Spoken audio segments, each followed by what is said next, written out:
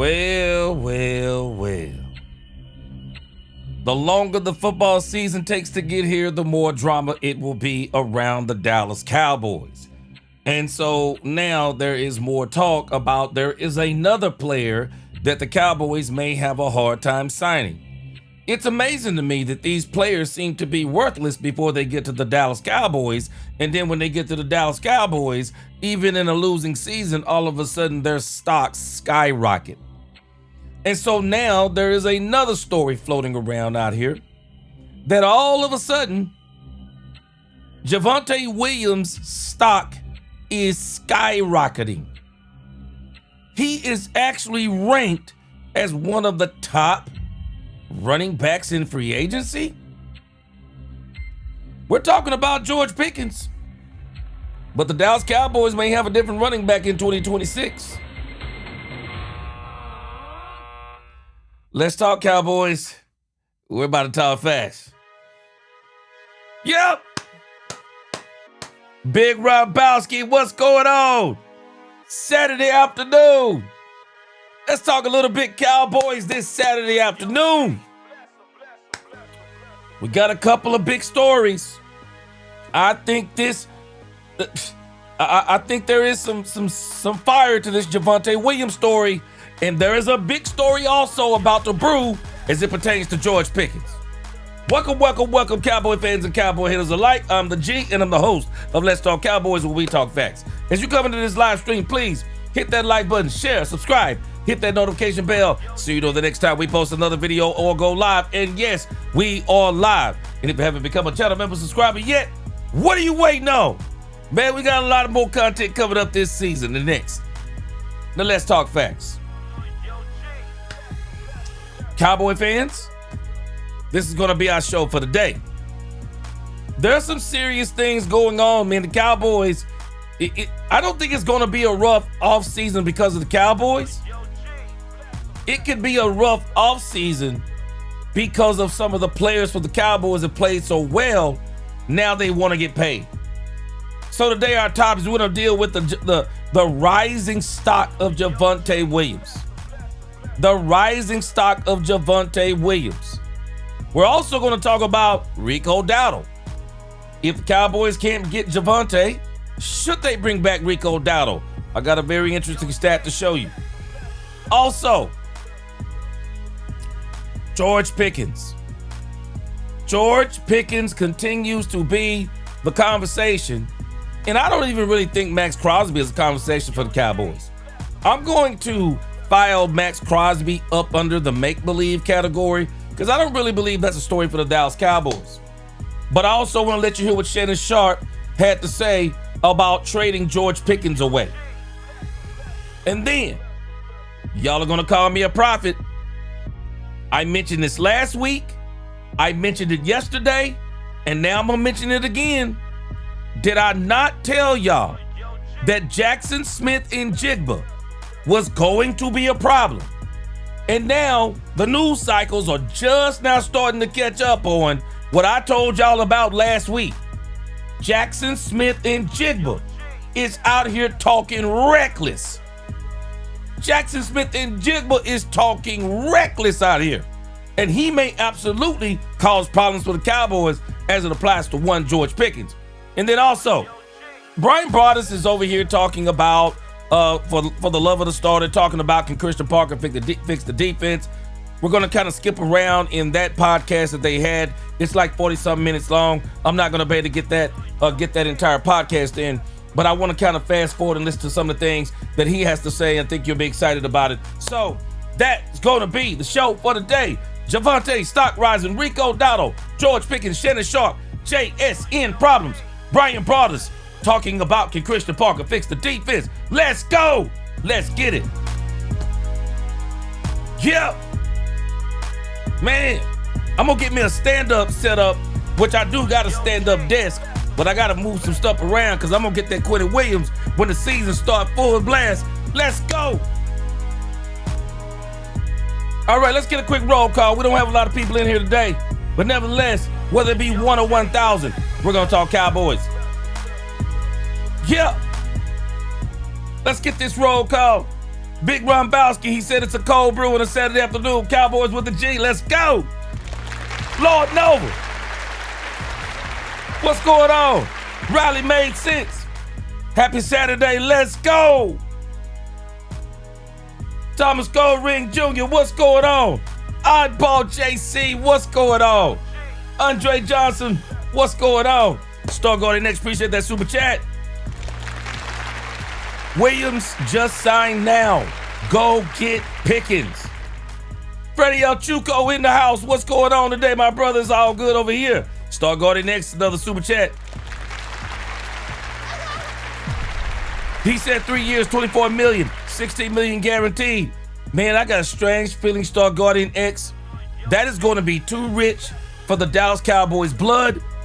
I'm telling you. El Dorado. I think that's going to be too rich for the Cowboys blood. Paul Whitty. Wait a minute.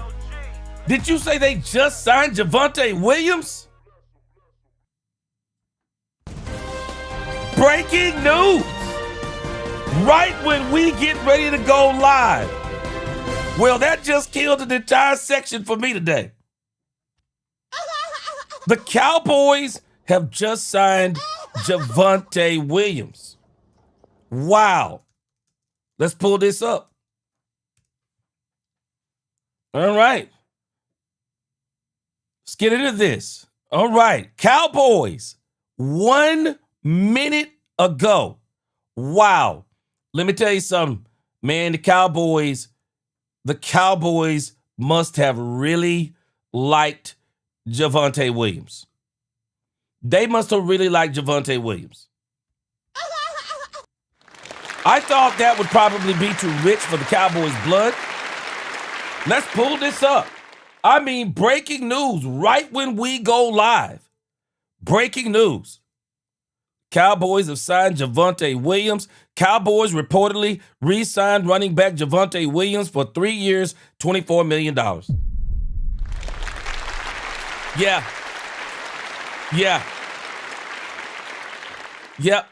Hey, I'm going to tell you now, Javonte Williams ran extremely well. It makes a lot of sense. I'll show you what I had on Javonte Williams. It makes a lot of sense with the Cowboys signing Javonte Williams. It says the Dallas Cowboys reportedly agreed to terms with running back Javonte Williams on a 3-year, $24 million deal, according to the NFL Network Ian Rappaport.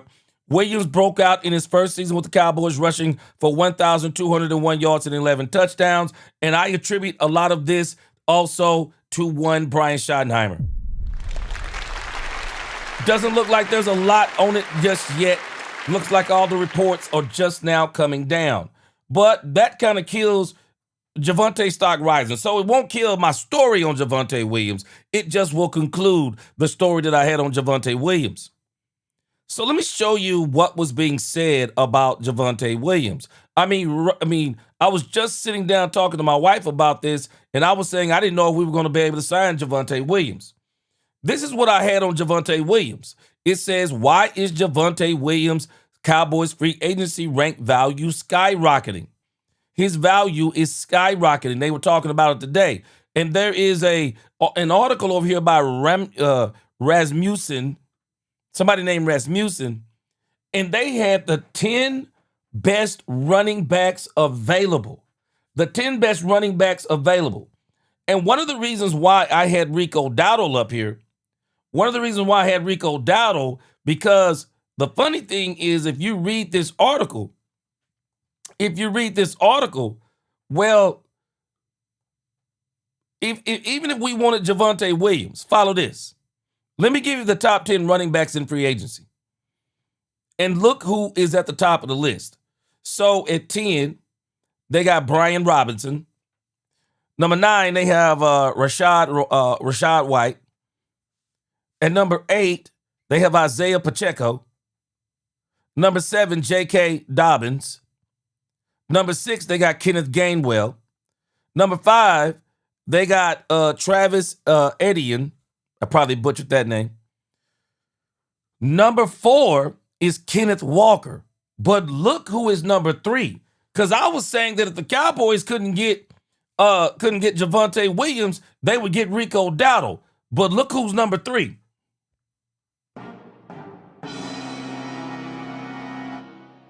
They have Rico Dowdle ranked as the number 3, as the 3rd best free agent running back available. Man, I don't blame him.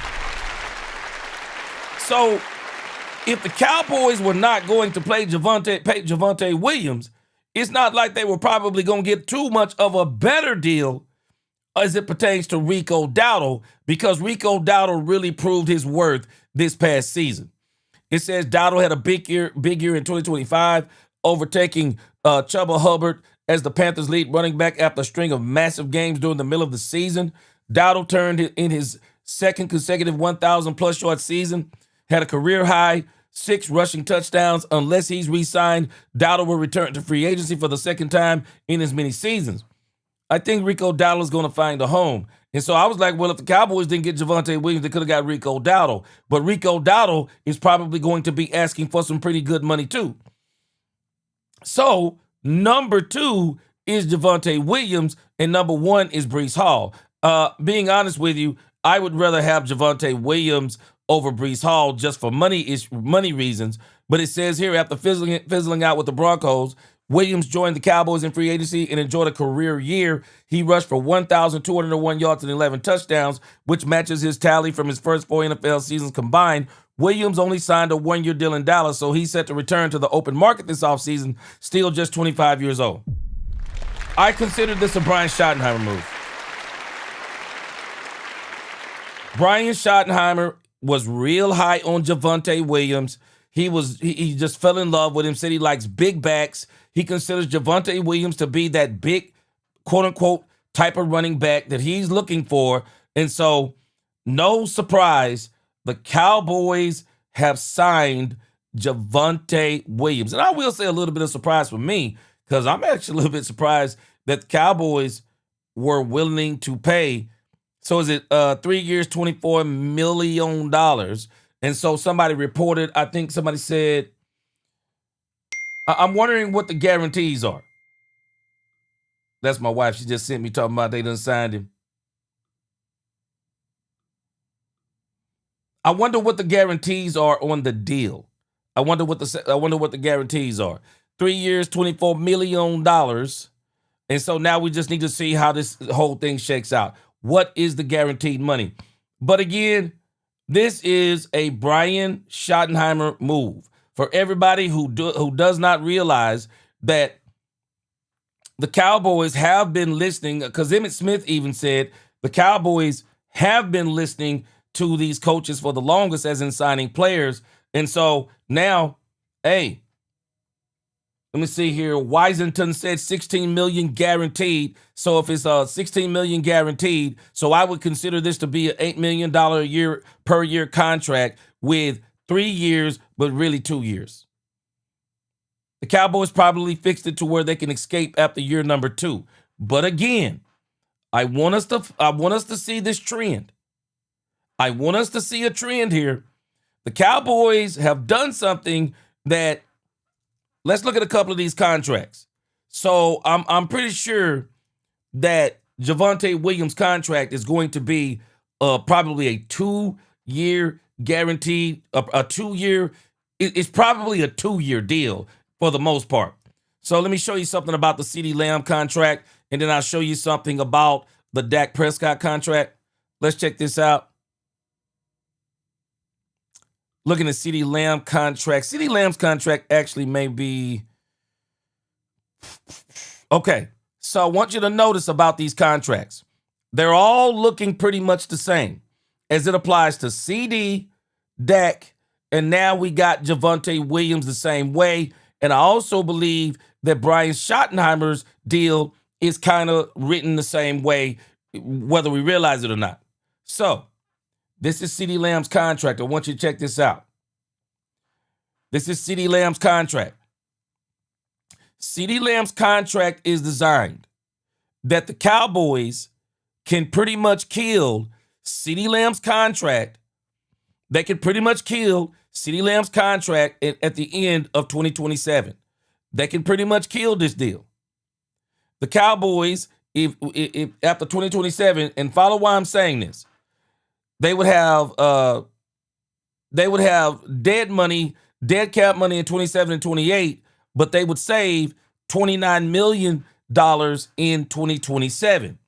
So the reason why I'm showing you this is because Dak Prescott contract is written kind of similar to this contract. Now I'm going somewhere with this, as those preachers say. I'm gonna show you that I'm going somewhere with this. You probably can draw the conclusion that I'm about to tell you about what's going on with the Dallas Cowboys. And this is the reason why I do believe that the Cowboys are about to push all the chips to the middle of the table. And they want that Super Bowl this coming season, no later than 2027. And the reason being is this. Dak Prescott's contract, if you pay attention, nobody finds it to be strange. If you look at the Dak Prescott contract, Cowboys can get out of that contract in 2027. And the Cowboys can save somewhere around Dak Prescott's contract, though. It's a weird contract to me. Even if you were to get out of Dak Prescott's contract, it's still going to hit you pretty hard. You know, you'll save $45 million, but you're also going to still be paying him about $55 million. Dak Prescott's contract is actually designed, if you ask me, his contract is designed for it to work better with Dak Prescott being with the team. But Dak Prescott's going to hit you with a big dead cap money. He definitely hits you with a big dead cap money, but you also still save about $45 million. Now, you say, where are you going with all of this? Notice the windows. These are the windows. I believe the Cowboys are expecting a Super Bowl somewhere right here. I do believe they're expecting the Super Bowl somewhere around right here. And if they don't have a Super Bowl by the end of 2027, you may see an actual rebuild from the Cowboys. And I'm saying all of that to say that leads me to believe that Javonte Williams' contract is actually a 2-year contract. It's a 3-year contract, but I guarantee you in that 3rd year, the Cowboys can say at the end of 2027, we can get out of it. And so he'll get paid $16 million, $8 million for 2026, $8 million for 2027, and then we'll see in 2028. So again, I'm not discouraging us. I'm encouraging us because this is telling me that the Cowboys are pushing all the chips to the middle of the table. They're pushing all the chips to the middle of the table. The Cowboys want it right now. They're not looking at 3 years down the road. They want it right now. They want the Seattle Seahawks turnaround. They want Brian Schottenheimer to be in that bowl game no later than 2027. And if he's not in there by 2028, we'll see how they fared in 2026 and 2027. I mean, if they get to the NFC Championship game 2 years in a row, don't make the bowl game, there'll probably be some reworking of contracts and they'll extend some people. But I can tell you right now, if you just read the tea leaves, Cowboy fans, I told you already, I told you last year, the Cowboys are going to make a ferocious run for the Super Bowl in 2026 and 2027. This is what we're watching. The Cowboys didn't get Christian Parker to develop over a 3-year span. They got him to get in now. Tony Nichols, what's going on? Appreciate that information. Appreciate that $2 super chat.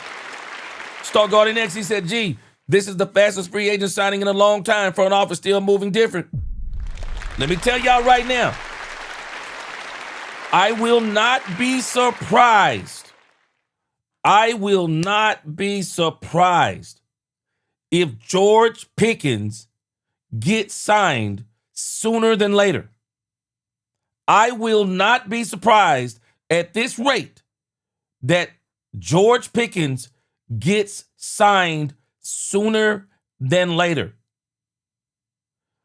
I think Jerry Jones, just out of pride and what happened with Michael Parsons, I think just based on pride, they're going to try to get all of these deals done.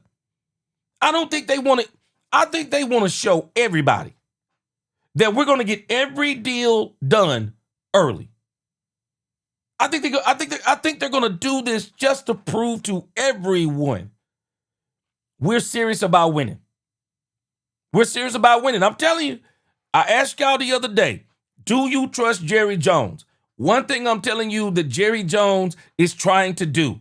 Jerry Jones is doing everything he can do to win the trust of the fan base that he knows he has let down for 31 years. Man, don't think Jerry don't know he's let this fan base down for 31 years. Jerry knows full well he's let this fan base down for 31 years. He don't want it to be 32 or 33.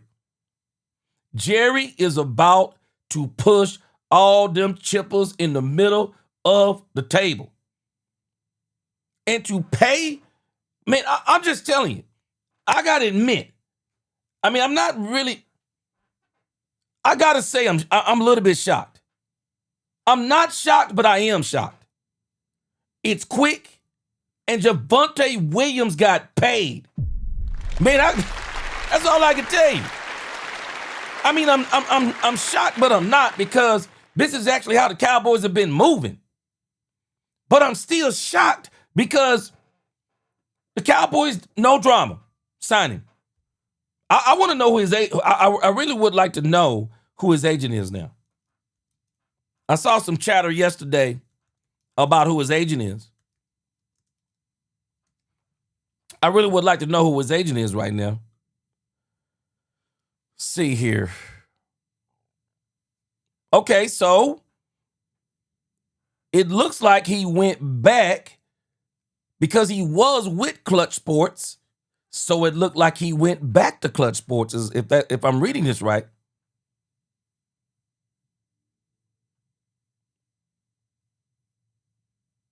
Yeah, he was represented by Bilbo and Nicole Lynn for Clutch Sports. They said the other day he didn't have an agent.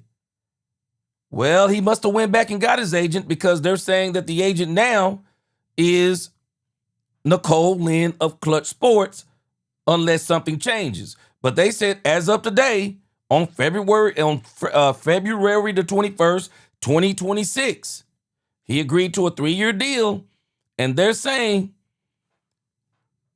it still says Clutch Sports. But I don't know. I'm struggling. I don't even know if that's up to date. Javonte Williams has a new agent. I've been seeing the talk, but no one has really said who it is. I really would like to know who it is.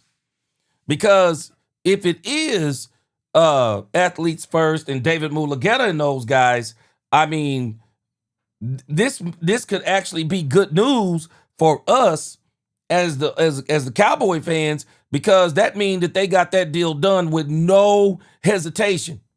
With absolutely no hesitation, because the talk stopped. He got rid of the agents, but obviously he's got another agent, and then he gets a deal almost the next day. So I'm excited about this. I'm really interested to see who his agent is. Really bodes well for the Dallas Cowboys. Again, great job out of the Dallas Cowboys. Great job. That's all I can say, man. Great job. What's up, Rolando Rodriguez?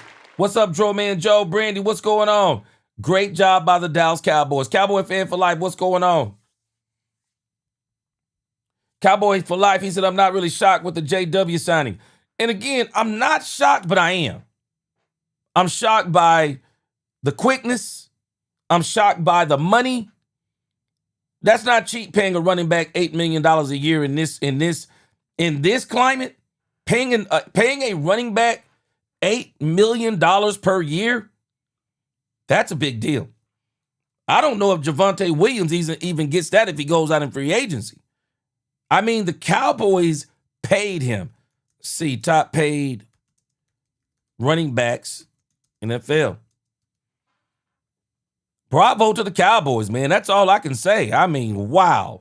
Bravo to the Cowboys. Let's see. So Javonte has a $24 million deal.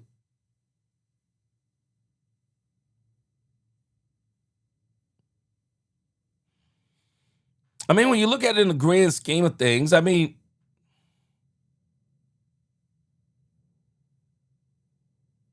it's a great deal. $16 million guaranteed.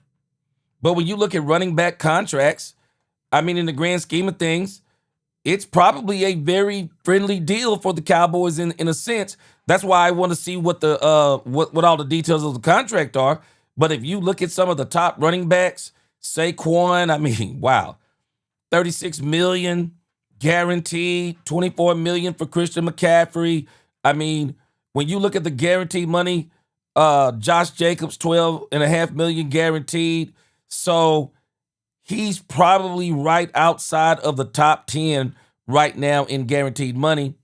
But there are some other running backs down here got guaranteed.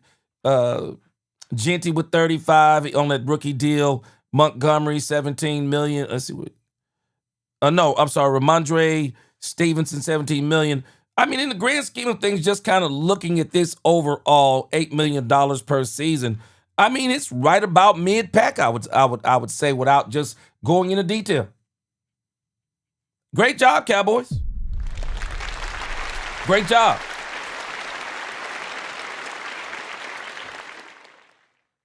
I think one of the things that they're doing, Brandy, you said you think they should have prioritized George Pickens. I mean, I believe they probably have prioritized George Pickens, but they also know George Pickens' deal is just not going to be as simple as it was. Remember what I told you. Javonte, if Javonte signs a deal with the Cowboys, it's because he wants to. Because he probably could have went out there and tried to get more money. But in the grand scheme of things, it's probably a pretty team-friendly deal. In the grand scheme of things. Yeah, I'm loving it. Rolando, Lock and D, what's going on? Lock and D, you know I've been saying it. I've been saying since last year. They've been moving different. I've been saying that. Been saying it. Rolando, the kicker, that is David Mulugeta and those guys. That's athletes first. I'm telling you, I will not be surprised that he gets signed next. Tony Nichols said Jerry is on that I can show you better than I can tell you vibe. I love it. Maverick Jerry is on the way back. Tony Nichols, yes, sir. Tony Nichols, and I'm sure you've heard this before. Don't tell me to trust you. Show me that I can trust you. Trust is earned. And I've been watching kind of how Jerry started moving at the Brian Schottenheimer. Jerry has been earning trust, trying to earn trust. Man, the Michael Parsons contract was a hiccup. I don't think either party thought it was going to turn out like that. I don't think either party thought it was going to turn out like that, but it did. But that's behind us now. Jerry's trying to make up for that. And again, if you want the Cowboys fan base to trust you, Jerry Jones, make more moves like this. Make more moves like this. No drama. We just woke up and we just woke up. We were going about our business. There was no fanfare. There was no back and forth. And he signed. That's how you do it. That's how you do it. I love it. That's how you do it. Football Fanatic said, would you take a third-round pick for Brandon Aubrey? No way. I got to sign Brandon Aubrey. Brandon Aubrey deal is too easy to get. Brandon Aubrey deal is too easy to sign. They need to get Brandon Aubrey done ASAP. Brandon Aubrey deal is too easy to get done. It's a kicker's deal. Come on. All you got to do is pay Brandon Aubrey $7 million. It's that simple on Brandon Aubrey. So I do believe the Cowboys will get Brandon Aubrey done. Because, man, the one thing that I like about what the team is doing, the team is kind of speaking up about how they feel about players.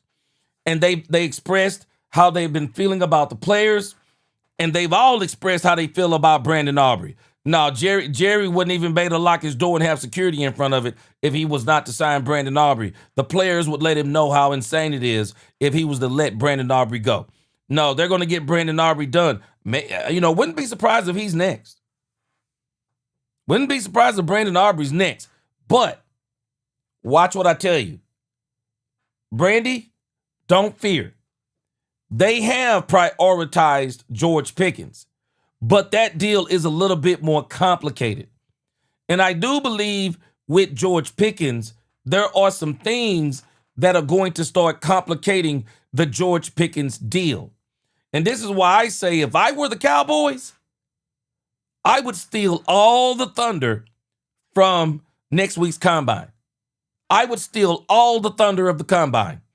I would sit down with David Mulugeta and we ain't leaving this room until a deal is done. I would get George Pickens done now, because there may be a battle between the Rams and Puka Nacua and between the Seahawks and Jackson Smith and Jigba. Because I'm already hearing that Sam Darnold is about to get a raise.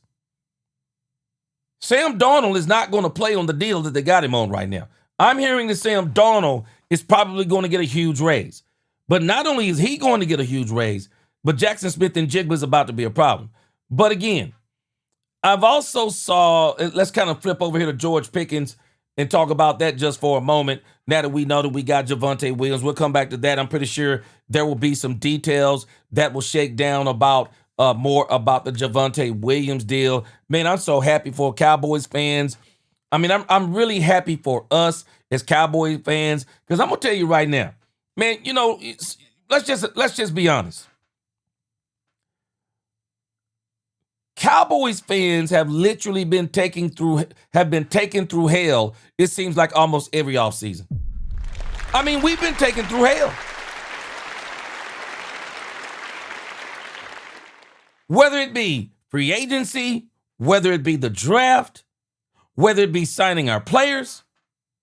I mean, I really can't remember hardly an offseason where it hasn't been hell for Cowboy fans. It's been literal hell. And all of a sudden, and this is why I say some of these people who are the Cowboys media, they manufacture drama. Just like the Grazzino or whatever his name was, just manufacturing drama. Yeah, trade Max Crosby for George Pickens. I mean, and then start talking about it's just manufactured drama. This is why I wouldn't even waste my breath. I mean, don't get me wrong. I'll bring that content for us, and I'll prove a point for us. Man, I wouldn't waste my breath though in the grand scheme of things, going into deep diving arguments about Max Crosby and George Pickens at this point, because I just don't think it's going to happen. It's manufactured drama. There are other teams who want Max Crosby. It's manufactured drama. Cowboy fans get taken through hell because we got content creators, we got media people. They come up with crazy hypotheticals, come up with crazy situations, and then people start getting all behind certain sayings and movements, and the fan base get all in a frenzy against each other. For what? For stuff that's not even happening. I refuse to do it. I refuse to do it. Cowboy fans have been taken through hell, off season after off season. And I think, Jerry, and I'm just saying it, and I wish I could talk to Jerry.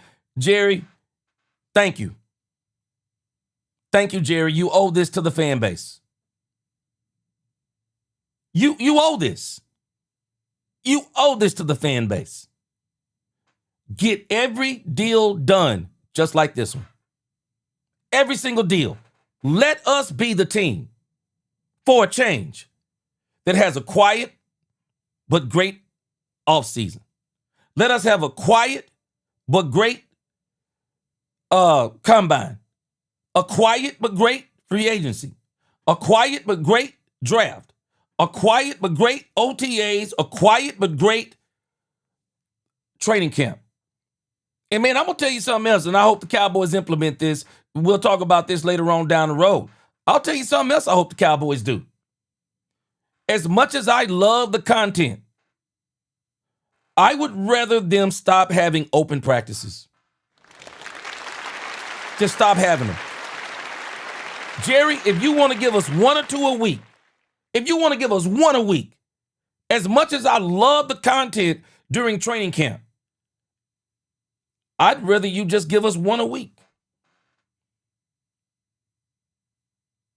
Take the cameras off your team. Let them go out there and implement their offense, their defense, and do everything they need to do to be ready for the preseason, be ready for the season. We don't need the cameras on us all the time anymore. We don't need the cameras on us all the time. Quiet, boring, but great. That's what we need. And the Javonte Williams signing, quiet, boring, great. Brandon Aubrey, I needed to be quiet, boring, great. George Pickens, quiet, boring, great. I believe they get George Pickens done, but I would not be surprised if Brandon Aubrey is actually next. I wouldn't be surprised if Brandon Aubrey is next. They'll probably get Brandon Aubrey done. It's an easy contract. You get Brandon Aubrey knocked out, and then you go for the big fish. They're probably already talking and have been talking to David Mulugeta. So let me as we're talking about George Pickens, let me look at something else real quick too, because this is going to play into the entire story that I'm telling you. There's another story here that is brewing as it applies to Jackson Smith-Njigba.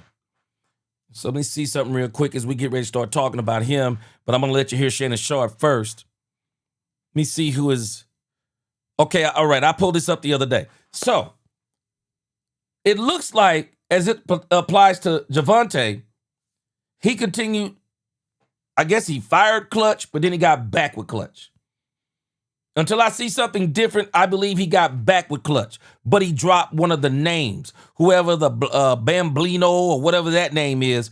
He had two agents, so maybe he cut one of them and went back and just got with the lady that looks like a lady's name, Nicole Lynn. He's represented by Nicole Lynn of Clutch Sports Group. So I want to believe that he probably dropped the other representation or the duo and just kept her.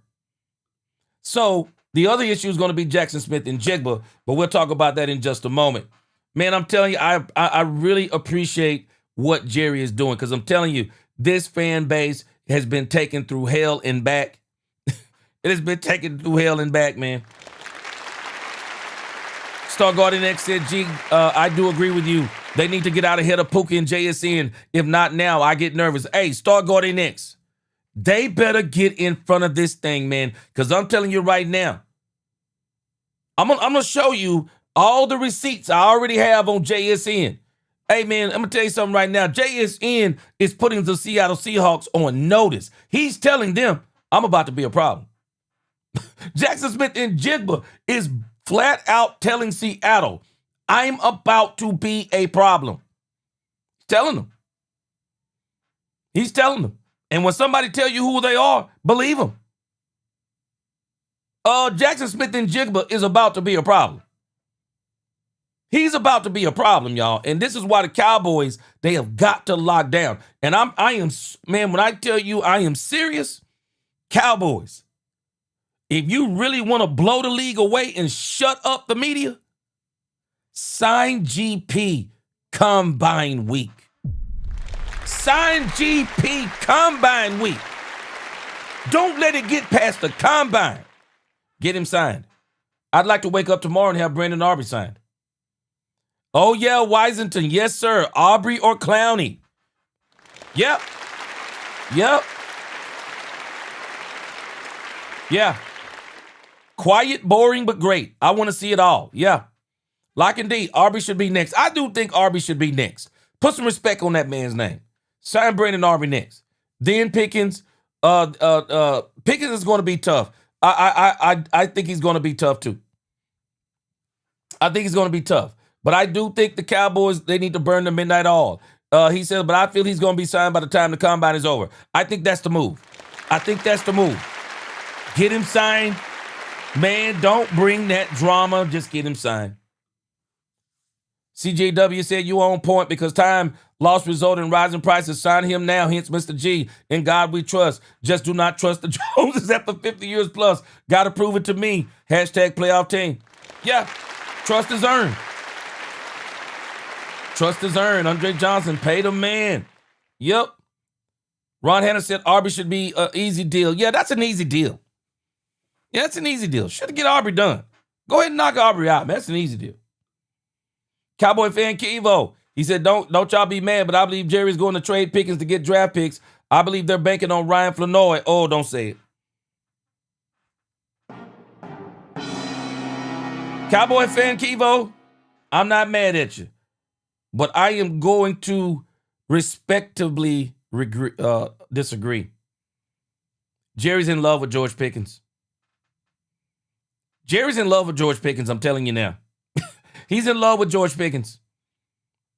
Dak Prescott has already told him, I want George Pickens. CeeDee Lamb has already told him, pay George Pickens more than me if you want to. Yeah, they're gonna keep George Pickens. I think they're gonna keep George Pickens also because of what Christian Parker told him. Christian Parker told them, y'all were hard to deal with GP and CeeDee Lamb. And let's not forget, Dak Prescott carved up the Philadelphia Eagles with Vic Fangio and Christian Parker. No, I guarantee you Christian Parker has already told him, nah, man, y'all got to extend GP. Yeah, GP in like Flynn, as we said when I was young. I believe GP is in like Flynn. Bazzi, I've been hearing, this is mere speculation, I've been hearing that George Pickens only wants $30 million. If this is true, GP will be signed by next week. I've been trying to find what's the source, where are they getting this from? But from what I've been seeing, they're saying the Cowboys are going to be able to sign GP for $30 million. I want to see it. If it's $30 million, GP good as signed. GP is good as signed if they got him. King James, what up? Some of our fans mad at $8 million for a 26-year-old running back fresh off of 1,200 yards and 11 TDs. I'm muting folks when GP gets signed. Why they mad? Why in the world why are they mad? Hey, man, he earned it. He earned it. He absolutely earned it. I mean, there's nothing you can say. I mean, he earned it. I love it. I mean, I love the signing. Andre Johnson, yeah, he carved him up, boy. Dak carved up the Philadelphia Eagles with Christian Parker and Vic Fangio. Lewis Bailey said Jerry Jones is so proud of himself for trading for George Pickens. Oh, Lewis Bailey, you better believe it. I believe so, too. Cowboy fan Kevo, it looks like it's $16 million guaranteed. CGW, the market is more than 30 per year. I'm hearing 30, though. I'm hearing 30. Dolores Enos, what's going on? What's going on, Eric Griffin? He said, are you guys serious? It starts at $40 million. We're going to see. Because I'm going to tell you now, as much as I want the Cowboys to extend George Pickens, $40 million, the Cowboys are probably not going to do that. Rolando said, let's talk whose agent. No way his agent is going for $40 million. Go Cowboys. Yeah, I'm not sure about $40 million. I'm not sure about $40 million. And the reason why I'm not sure about $40 million is because there'll have to be some other team that they kind of know for sure that's willing to pay him $40 million. But again, $40 million is not the same everywhere you go. So if I'm GP, I'm not signing up for $40 million to go to the Raiders. I don't care. I'll take 30. I'll tell my agent, I'll take $32 million and stay in Dallas before I go to Las Vegas for $40 million. I mean, even the residents are moving out of that joint, man. Even the residents are moving out of Las Vegas. Ain't no way I do that. Tony Nichols appreciate that super chat. He said a perfect Cowboys 2026 season. Sign GP, defense in top 10. Boys beat the Niners and Packers in the NFC Championship game. Stephen A. eats crow. Michael begs to come back. Yes, sir. Man, that's more than perfect, though. That's a dream right there, bro. Hey, Tony Nichols, man, that happened, boy. We be good for the next 10 years almost. Cowboy fan Kivo said, do you think Jerry will negotiate with David? Yes. I think they're already talking. Andre Johnson, I agree with you too. 35 in Dallas will work. No doubt about it. Duck face, quack, what's going on? He said, man, G, I'm sick of this trading GP crap. They trying to start up unnecessary drama because they scared Dallas is going to dominate in every aspect of the game. I agree. And man, I'm just telling you now, Cowboy fans, I can admit we, as a fan base, have been drugged to hell and back with these off seasons that we've had. I can't focus on the unnecessary drama. I can't focus on it. Man, drama is draining of your spirit. Don't let somebody drain your spirit, especially when it comes to the Cowboys. Don't let them do it. Washington said they'll franchise tag him twice before they pay him $40 million. I don't think so. It's too much money. I don't think they'll do that for a wide receiver. Ron Henderson said, I personally don't trust Mulugeta. He's a snake in a cheap two-piece suit. I still say one of the things the Cowboys can have going for them, though, is that there are many people who are in the boat of they don't necessarily believe. For example, Michael Parsons. When you start saying stuff like he's one of these edge rushers that have 12 sacks in his first 4 seasons, people kind of viewed him as, they were really arguing. There were people who were arguing that he could be the best edge rusher in the game. I'm not sure you'll get a lot of people who will argue that GP is the best wide receiver in the game. I think he has the potential to be. There is no doubt about it. And just me personally, on a personal note, I don't know if I just don't know of any wide receiver that I would take right now. I just don't know of any wide receiver I would take over him. He was really good this year. And he's also been good with what he's had is when you think about the 5 quarterbacks that he had before that. So when I think about, GP, I'm not sure people would argue that he's better than Justin Jefferson. They would probably argue that he's better than DK Metcalf, because I would make that argument. And some people would even make the argument that he's better than CD. He was better than CD this past year. So I would still say GP's value is probably right there around $34 million. So if I'm the Cowboys, I'm going to shoot for that $34 million. That's kind of where I am. I want to shoot for that $34 million with GP and get it done and get it knocked out, and I'm done with it. So I want you to hear what Shannon Sharp had to say about this. Got a couple of things. I'm going to bring up one thing about Max Crosby, but again, this conversation is pretty much dead with me as it applies to this trade until I hear something otherwise. If he gets traded, I'll cry about it a couple of days, and then we'll be right back on track. But I just don't believe that Jerry is going to. I don't believe he's going to trade GP. All right, let me show you something that I don't know if you've seen this. I was laughing when I saw this. This is Shannon Sharp. This is Shannon Sharp talking about the Max Crosby. This is Shannon Sharp talking about the Max Crosby trade, man. It had me rolling. I don't know if you've seen the video I released on this, but Shannon Sharp had me laughing on the Shannon Sharp had me laughing about this trade as it applies to one George Pickens. All right, let me see if I can pull it up here.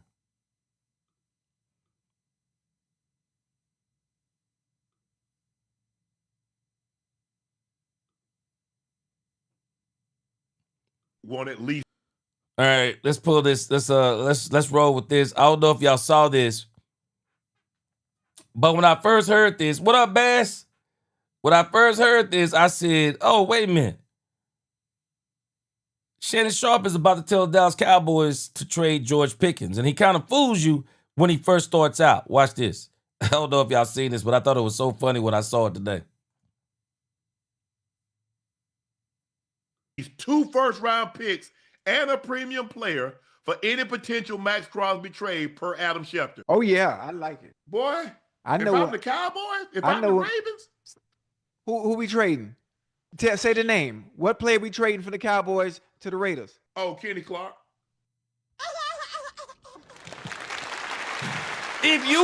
When you first started hearing this, the way Ocho Cinco set him up, you would have thought that he was about to say George Pickens. He said Kenny Clark. And then watch Ocho Cinco's reaction. Come on, man. Go on about it. They said a premium player. Oh, y'all want? Oh, y'all. Stop they're it, not giving Ocho. George Pickens in 2 first rounders. They're not getting that. Stop it, Ocho. Stop hating on Kenny, man. Stop hating on Kenny. What up, Big Boss Dog? Stop hating on Kenny. But listen to Shannon Sharp's response when George Pickens' name gets brought up. Come on, man. Go on about it. They said a premium player. Who y'all want? Oh, y'all. Oh, they're not giving up George Pickens in 2 first rounders. They're not getting that. The hell? So you think you're gonna be able to keep George Pickens and pay Max Crosby too? Yeah. The cap going up. They're gonna. Dominique Pittman? Hey, Dominique Pittman. I ain't gonna even lie to you. Also, Diggy Zua for Max Crosby? I'd probably swing that. I really would. I'd probably swing that.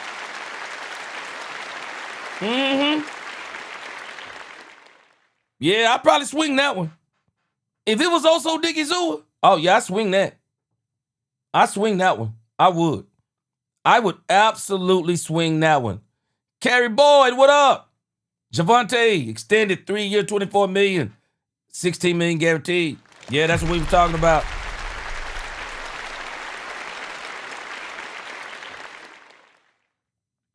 Now, CGW, you might be making a point right there. Health-wise, he is better than CeeDee Lamb. Yeah, he's been basically healthy for 4 years. Boy, Ocho really thought he was going to say GP. Man, he had me laughing. Boy, he had me laughing when he said that. Look, they're going to restructure CD. They're going to restructure Dak. Just those 2 restructures alone is $60 million. This is going to be one of the most exciting off seasons for me to see where certain But you want the Cowboys to give up George Pickens in 2 first rounders. Yeah. We good. Right? But you want the Cowboys to give up George Pickens in 2 first rounders for Max Crosby. No.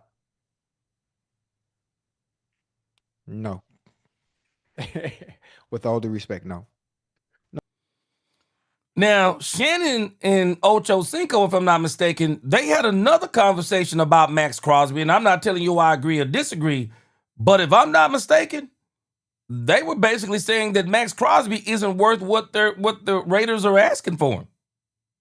I mean, that was their opinion. Other people can have their own opinion, but they're saying they don't think Max Crosby is worth all that. No, but if I'm Baltimore, I'm Chicago, I got to make it. I got to make a move. Yeah. I got to make a move. I got to get somebody that can get home. Yeah.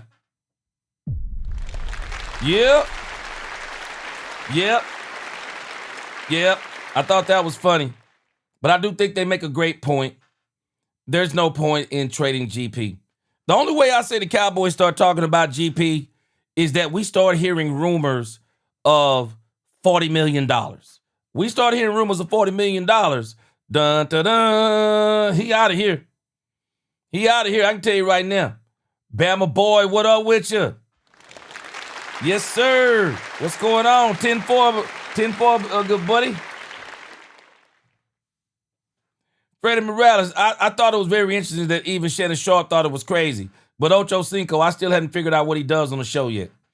I think Ocho Cinco was more of the comic relief. Bass, ain't it funny? They the ones that advocated for GP to leave. Make it make sense.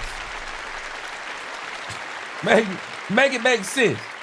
Bama Boy said, I'm keeping my guys, period. Let CP pick his players via draft and free agency. I agree. Yeah. I mean, y'all tell me. Do you think Max Crosby does he fit a 3-4 defense? It's a very good question that probably needs to be answered. Does he fit a 3-4? All right, so let's keep it rolling. This right here is one of the biggest problems I see coming. And it's Jackson Smith and Jigba. Jackson Smith and Jigba. I believe Jackson Smith and Jigba is going to be a problem. Because Jackson Smith and Jigba is out here talking real reckless right about now. He talking real reckless. And I'm telling you, man, boy, y'all gonna call me a prophet before it's over. Do y'all remember when I was playing this last week? And I was actually saying how crazy the guy was on the radio that they were talking to. Let me skip to where they're talking about Njigba. Listen to how they were talking about Njigba. This was last week. Check this out. Joel, I think that we're all fully expecting the Seahawks to extend JSN, but we don't exactly know when it could be or whether or not that would be the new top of market deal, whether it would surpass Jamar. And then there's Puka. Can you kind of lay out like, okay, what are we looking at in terms of what JSN could ask for? Now, notice, she says, well, we don't know if it's going to be a top of the market deal. Then you got Puka Nacua. Will it surpass Justin Jefferson or Jamar Chase? Joel Curry, CBS NFL salary cap expert, he's the one that's talking. Man, check out what he said. And I thought it was crazy when he first said it. Something happened because it ain't sounding so crazy now. Market could be. And then how it might be shaped by Puka Nacua. Yeah, well, you have to hope that he's looking just at the receiver market. But if I represented him, I would be looking at being the highest paid non-quarterback in the NFL, which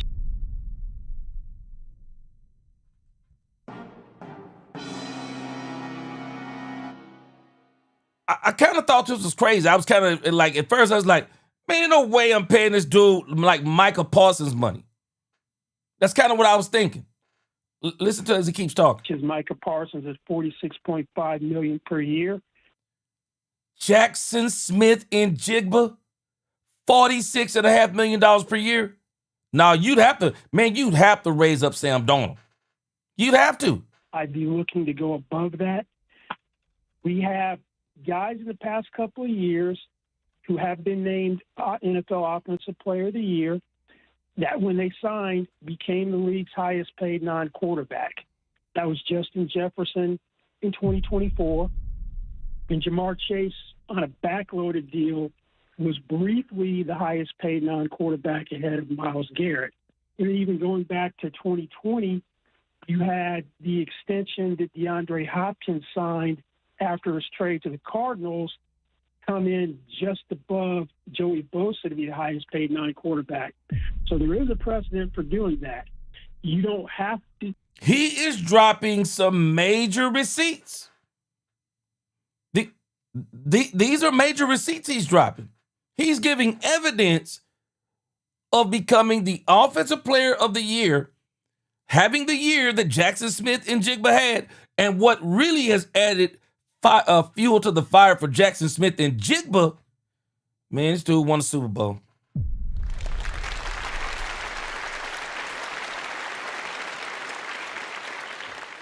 This dude won the Super Bowl. Hey, Big Rumbowski. Man, JSN know exactly what he's doing, bro. JSN isn't being reckless. He knows not only did he just help the Seahawks win the Super Bowl, but very importantly, it's an outgoing ownership. Get them to make a bad deal because they won't be paying it. Man, you talking about the perfect storm. Also, he didn't do so well in the Super Bowl. He said he was hurt. That's what I saw. Tony Nichols said, man, if I'm Seattle, I'd trade him for...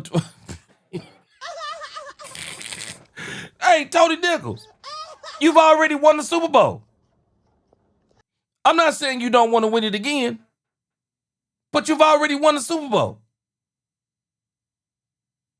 I mean, is there really a need to pay him $46.5 million? I mean, ooh, boy, I'm struggling. You want to talk about struggling? I'm struggling with that. I'm struggling with that. Roland Rodriguez, $35 million and all the endorsements in Dallas, he will make more money. I'm with you. I'm hearing it's somewhere in 30. I've heard 33 and a half. I think it's going to be somewhere around 34, 35. I really do. But they better get it done. I say try to knock this thing out the park now. And thankfully, Jackson Smith and Jigba is not with Athletes First. I mean, I don't really know if that's good or bad, but I would much rather Jackson Smith and Jigba and GP didn't have the same agent. I would much rather that be the case. So if I'm the Cowboys, man, I got to get this. I got to get this thing done with GP. I got to get this done next week if possible. Combine week. I got to get this done, man. You don't have the sense of urgency because you'll pick up the fifth-year option. Typically for great players.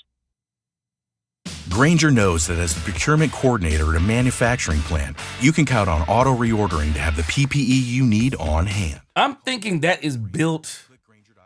Maybe I'm on the wrong profile. My bad. I'm not on my YouTube premium account. Forgive me for that. We want to get these guys done prior to their fourth year, but Puka's the wild card in the equation. Puka Nacua. Puka Nacua also. Puka Nacua also. What is he going to want? Who gets signed first? Puka Nacua, George Pickens, or JSN? If I'm the Cowboys, I'm racing to get GP done before these two get done. I'm racing to get him done. The Rams have more urgency because he's in a contract year. Fifth-round pick hasn't made any money in terms of NFL standards. Sometimes you can get a guy like that to take a little less than he would if he was in a better financial standing. But whatever Puka signs for, if he goes first, will be the floor and vice versa.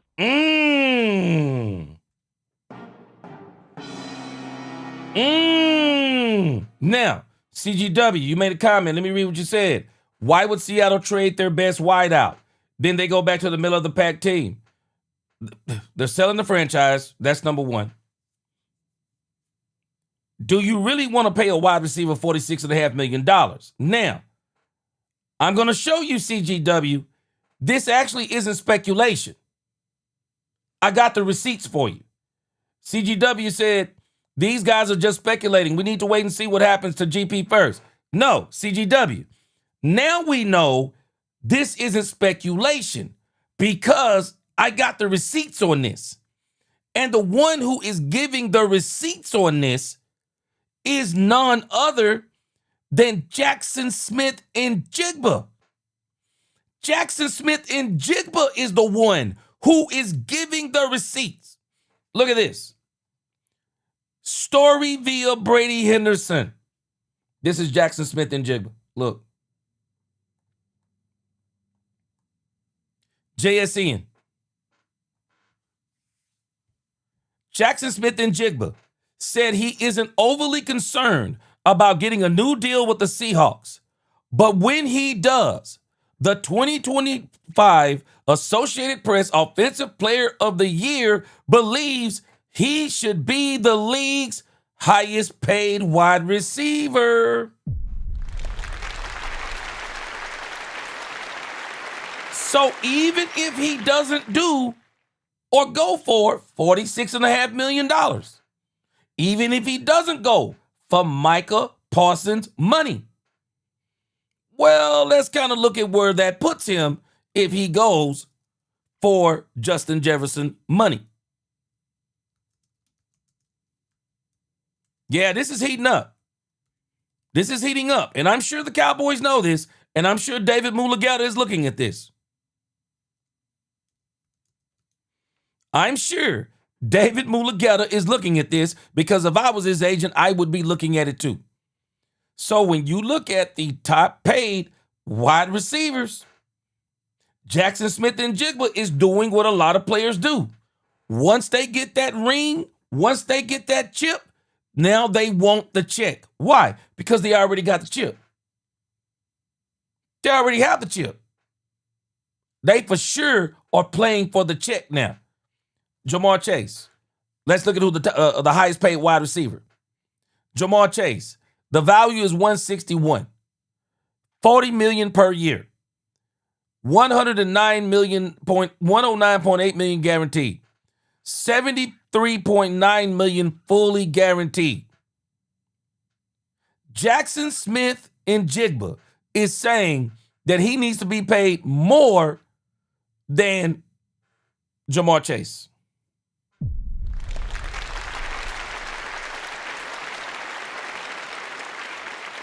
That's what he's saying. That's what he's saying. CeeDee Lamb is the third highest paid wide receiver. DK Metcalf is fourth. I couldn't see a scenario where GP is not above DK Metcalf at the very minimum. But I do believe that his deal is probably going to be $33.5 to $35 million. He'll probably be about $1 million over CD. The value of the contract will probably be around $140. The total guarantees will probably be around $110. He'll probably get fully guaranteed around $70 million, $68 to $70 million. He's going to be a little bit above. He's going to be a little bit above CeeDee Lamb. That's kind of where I see the contract. Now, as far as Jackson Smith and Jigba, I really don't know what Seattle's going to do on him. I can't even speculate. I don't know what they're going to do on him. But I can tell you this JSN and this Puka Nacua contract is going to be an issue, especially if this thing gets drawn out. It's going to be an issue. It really is. It's going to be an issue. But again, Seattle's being sold. They may not want to be up under Jackson Smith and Jigba or whatever the case may be. They may not want to be under that kind of contract for a wide receiver. We'll see how it all shakes down. But I can tell you this. Jackson Smith and Jigba is being reported by Adam Schefter. Man, he pretty confident. I'm just telling us he's pretty confident. And he's saying that he wants to be the highest paid wide receiver, so he might not leapfrog Micah. And I don't think he will. I don't think he'll leapfrog Micah. But one of the things I want to look at on Jackson Smith and Jigba, but I didn't get a chance to do it today. Let me see if I can pull it up. I want to see what his last 4 seasons have been like, because I haven't really heard anybody talking about Jackson Smith and Jigba up until this year. I really hadn't heard anybody talking about him like that. So he came into the league in 2023. And I want y'all to think about this. This is some of the stuff that they were arguing. People even argue they even argue about GP. People say, well, this is George Pickens' best year. So he's only done it 1 year. Put him on the tag, let him prove it.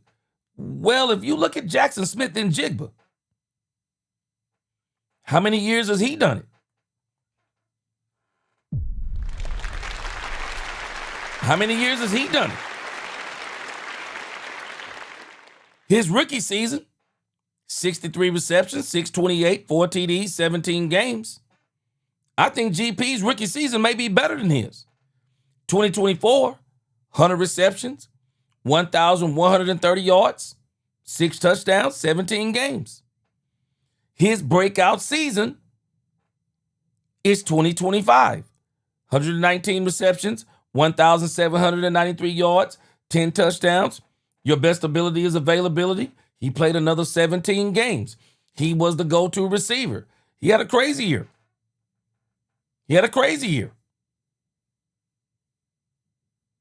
He's expecting to get paid. Bottom line. I mean, when you look at it, it says he's achieved a career high of 15.1 yards per reception. George Pickens is better than that. George Pickens has finished better than that. Named to his second Pro Bowl and earned All-Pro honors. Well, we got George Pickens. He's got an All-Pro now. Got a Pro Bowl. Finished 4th in the NFL in receptions with 119. Well, he should have. He was the main receiver. See, George Pickens wasn't always the main receiver. But You got to understand. Jackson Smith and Jigba is saying, I'm saying based on one season, I ought to be the highest paid wide receiver in the game. Now, Jamar Chase has been to a Super Bowl. Jackson Smith and Jigba has won a Super Bowl. This is going to be very interesting how this turns out. It's going to be very interesting. That's why if I'm the Cowboys, I gotta start working with I have to start working with Mulugeta now. I gotta see if I can get him at that $34.5 million clip. Because if GP starts talking about $40 million, I don't think it's going to happen. I don't think it's going to happen at $40 million. I don't.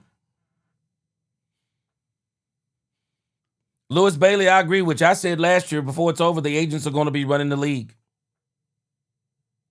They're going to be running the league before it's all said and done. Calvin Richard, appreciate that super chat. Hey, Calvin Richard, Javonte Williams is a great sign. I like it. Still want them to start developing Jaden Blue, but I like it. Honestly, he said, I'm paying a wide receiver $46 million, trade him. Oh, you said, yeah, I'm not paying a wide receiver $46 million. Not right now, I'm not. Shoots, no, that's a lot of money, man. Rolando Rodriguez said, let's talk. The price is going up. Have to sign GP now. That's where I am. Cowboys got to sign him now. And again, the wild card in this is Jackson Smith and Jigba. I mean, not Jackson Smith and Jigba. Puka Nacua. Puka Nacua is the wild card. Man, Puka Nacua, man, we wake up tomorrow and they're paying him $40 million. Man, the proverbial all hell breaks loose. Najee said there needs to be a cap on positions, man. These numbers are getting out of hand. They're going to, I guarantee you they'll do something eventually because, yeah, they're getting out of hand, man. Tony Nichols said they are selling the franchise. What way to make the franchise more valuable than giving them 2 first-rounders to start with? Hey, that's a great point. Jigga Man, yes, sir, removing different. Got rid of Logan Wilson. Don't forget this. Got rid of Matt Eberflus with the quickness. Got rid of Logan Wilson. Spent the block, re-signed, and extended Javonte Williams. We moving different. Yes, sir. Don't forget about Eberflus. DC4L George, he says, so he get $41 million, he has a Super Bowl ring. I really want to see what Seattle does on this. I really want to see what they do. Tony Nichols said, Ninja, no. I really want to see what they do. Ron Hanna said if JSN thinks he's getting more than Jamar Chase, he's delusional. I want to see it. I want to see it. And if he holds out, hey, man, Dallas, that'll be great. Go ahead and get GP signed. Go ahead and get GP signed. Because I'm going to tell you now, if I was buying a brand new franchise, I don't want to be up under a wide receiver for $41 million. I wouldn't want to. CGW said basic business tactics are selling high, get a lower number. In reality, JSN may eclipse Chase, but 46 is too high, probably 41 per. I don't know if I'm paying him 41 per. I've already got a Super Bowl now. Yeah, Ruffin, yeah, Dallas is moving different in signing Javonte Williams. Rolando says salary cap is going up over $300 million, so the players want more money. Yeah, but boy, that's a lot right there. Tony said JSN has to be realistic. GP had his best year with a quarterback like Dak. He better take some Tylenol for that money fever and realize he needs Sam to get paid if he wants to get back to the Super Bowl. Man, this is what some of these players do. They get that chip, then they want the check. Bottom line, they get the chip, then they want the check. Ron Henner said, I don't see the Seahawks who are on the market to be sold paying a wide receiver that type of money. Exactly. Yeah, James Bowie, I'm glad we signed Javonte. It's a very good, yeah, he's a very good back. Hey, True Cowboy, I said it. JSN looked bad in the Super Bowl. I thought he looked bad in the Super Bowl. Bass said, $50 million, the hell you think is Chelsea Clinton? You think you is Chelsea Clinton? I remember that.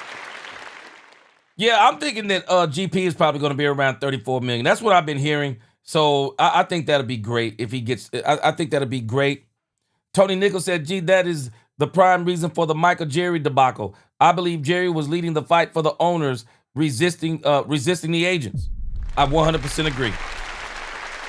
I 100% agree with you on that too. I agree. Jerry was fighting the agents. I don't think he was fighting Micah as much.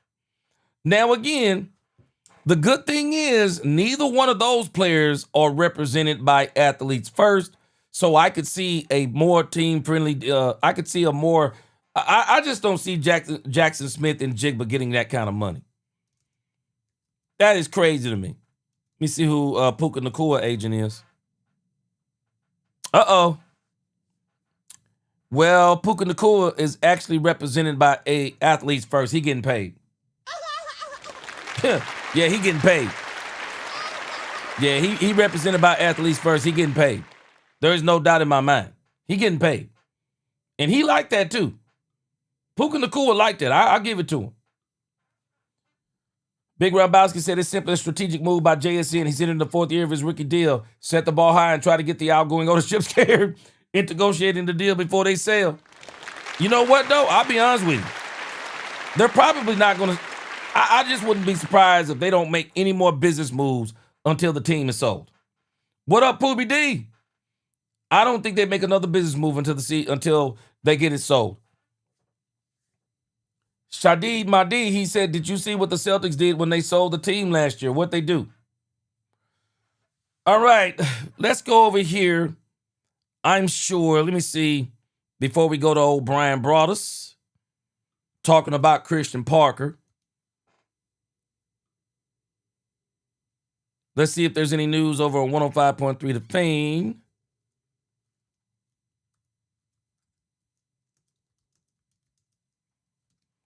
Pretty sure they're talking about this signing of one. Let's see. Don't see anything on them yet. I'm sure they'll be talking about it here sooner or later. See if there's anything on DallasCowboys.com. And then if not, we're going to listen to Brian Broaddus for a little bit. I think Brian Broaddus made some very good comments talking about what can Christian Parker fix the team? Of which I fully believe that Christian Parker can fix the team, can fix the defense.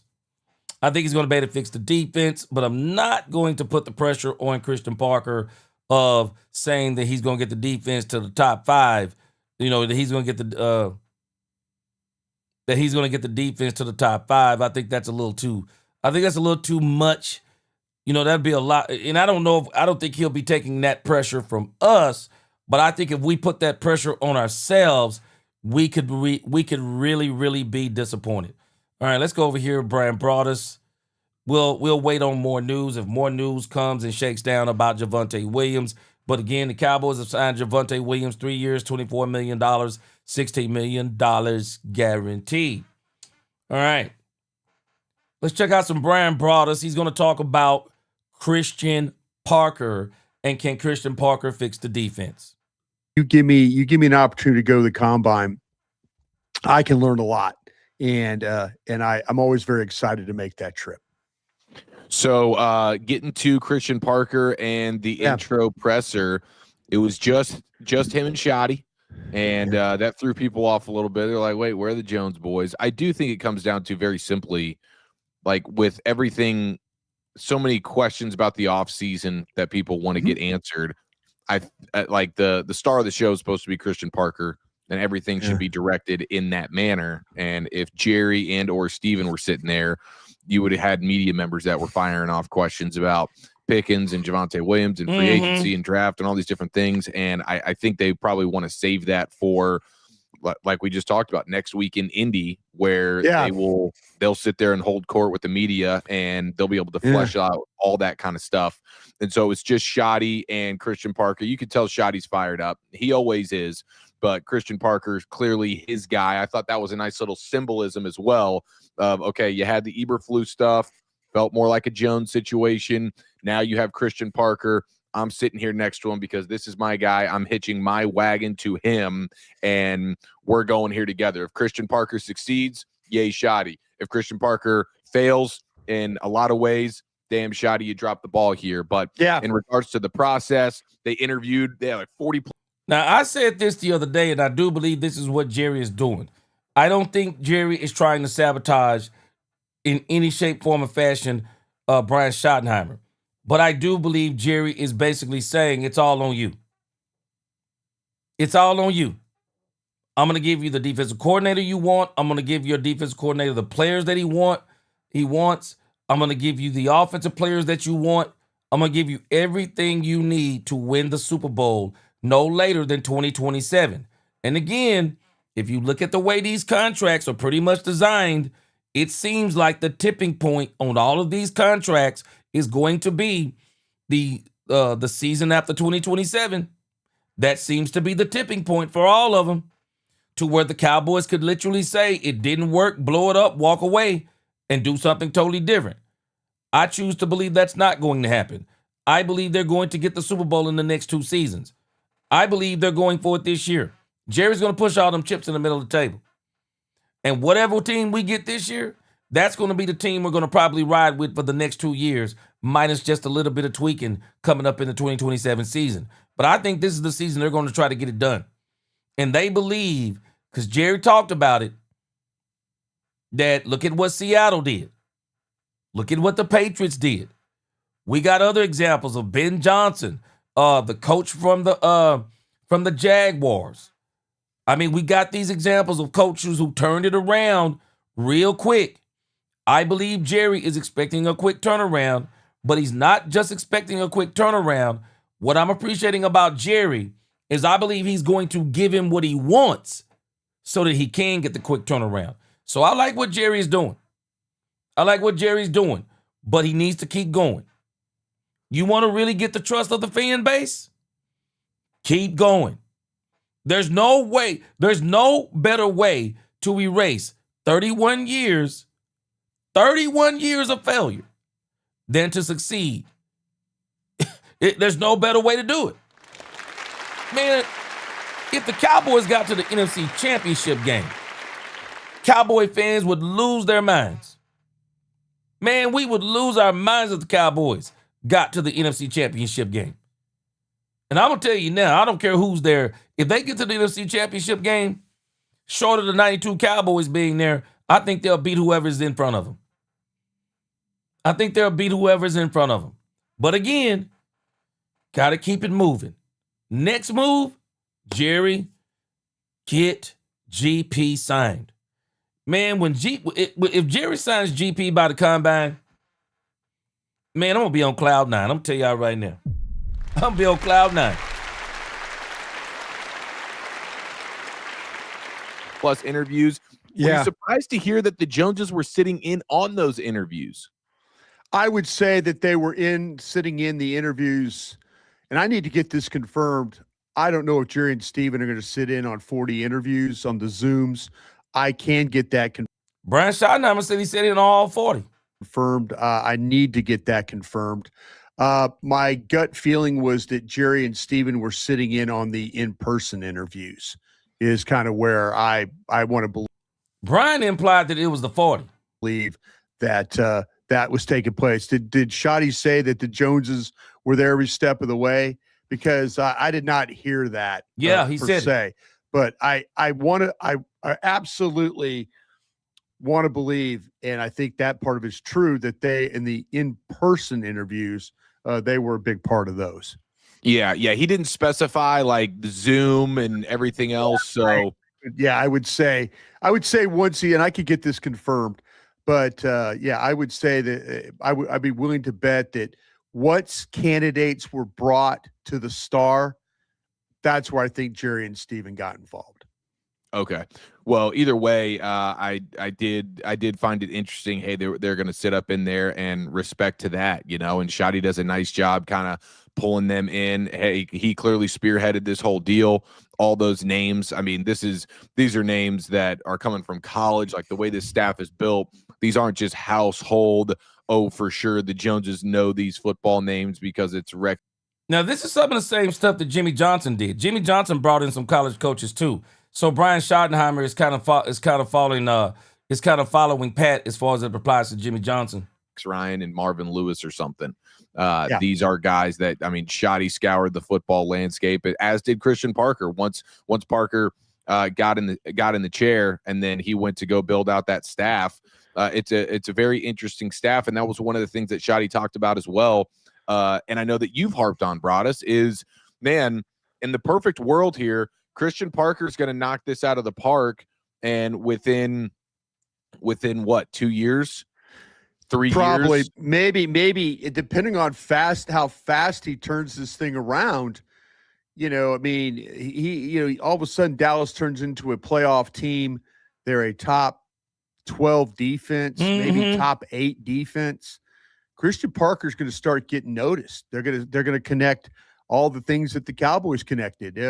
He's been with Vic Fangio. He's done this. He's done that. He's a young guy.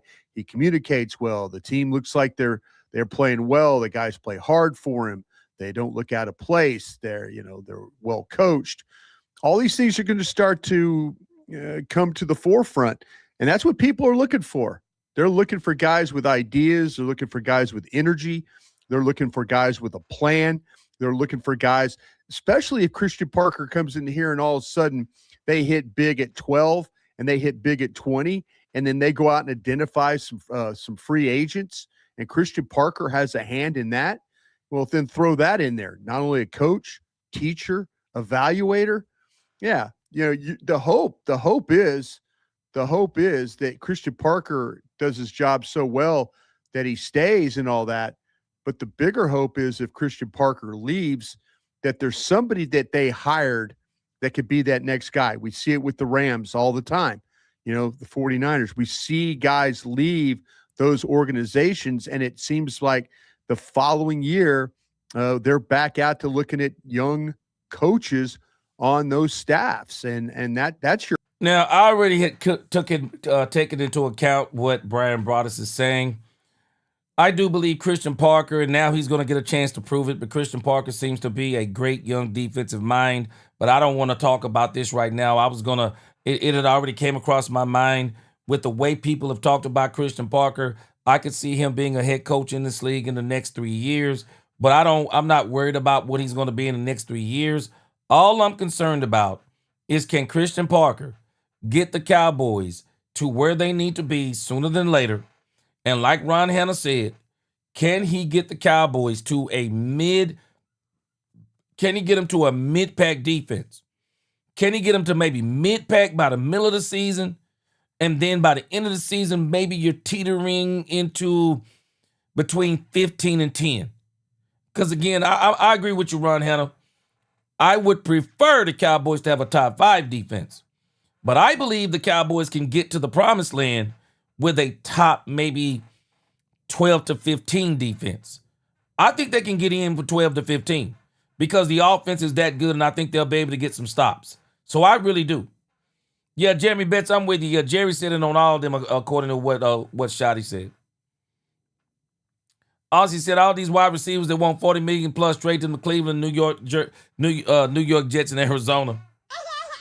Yeah.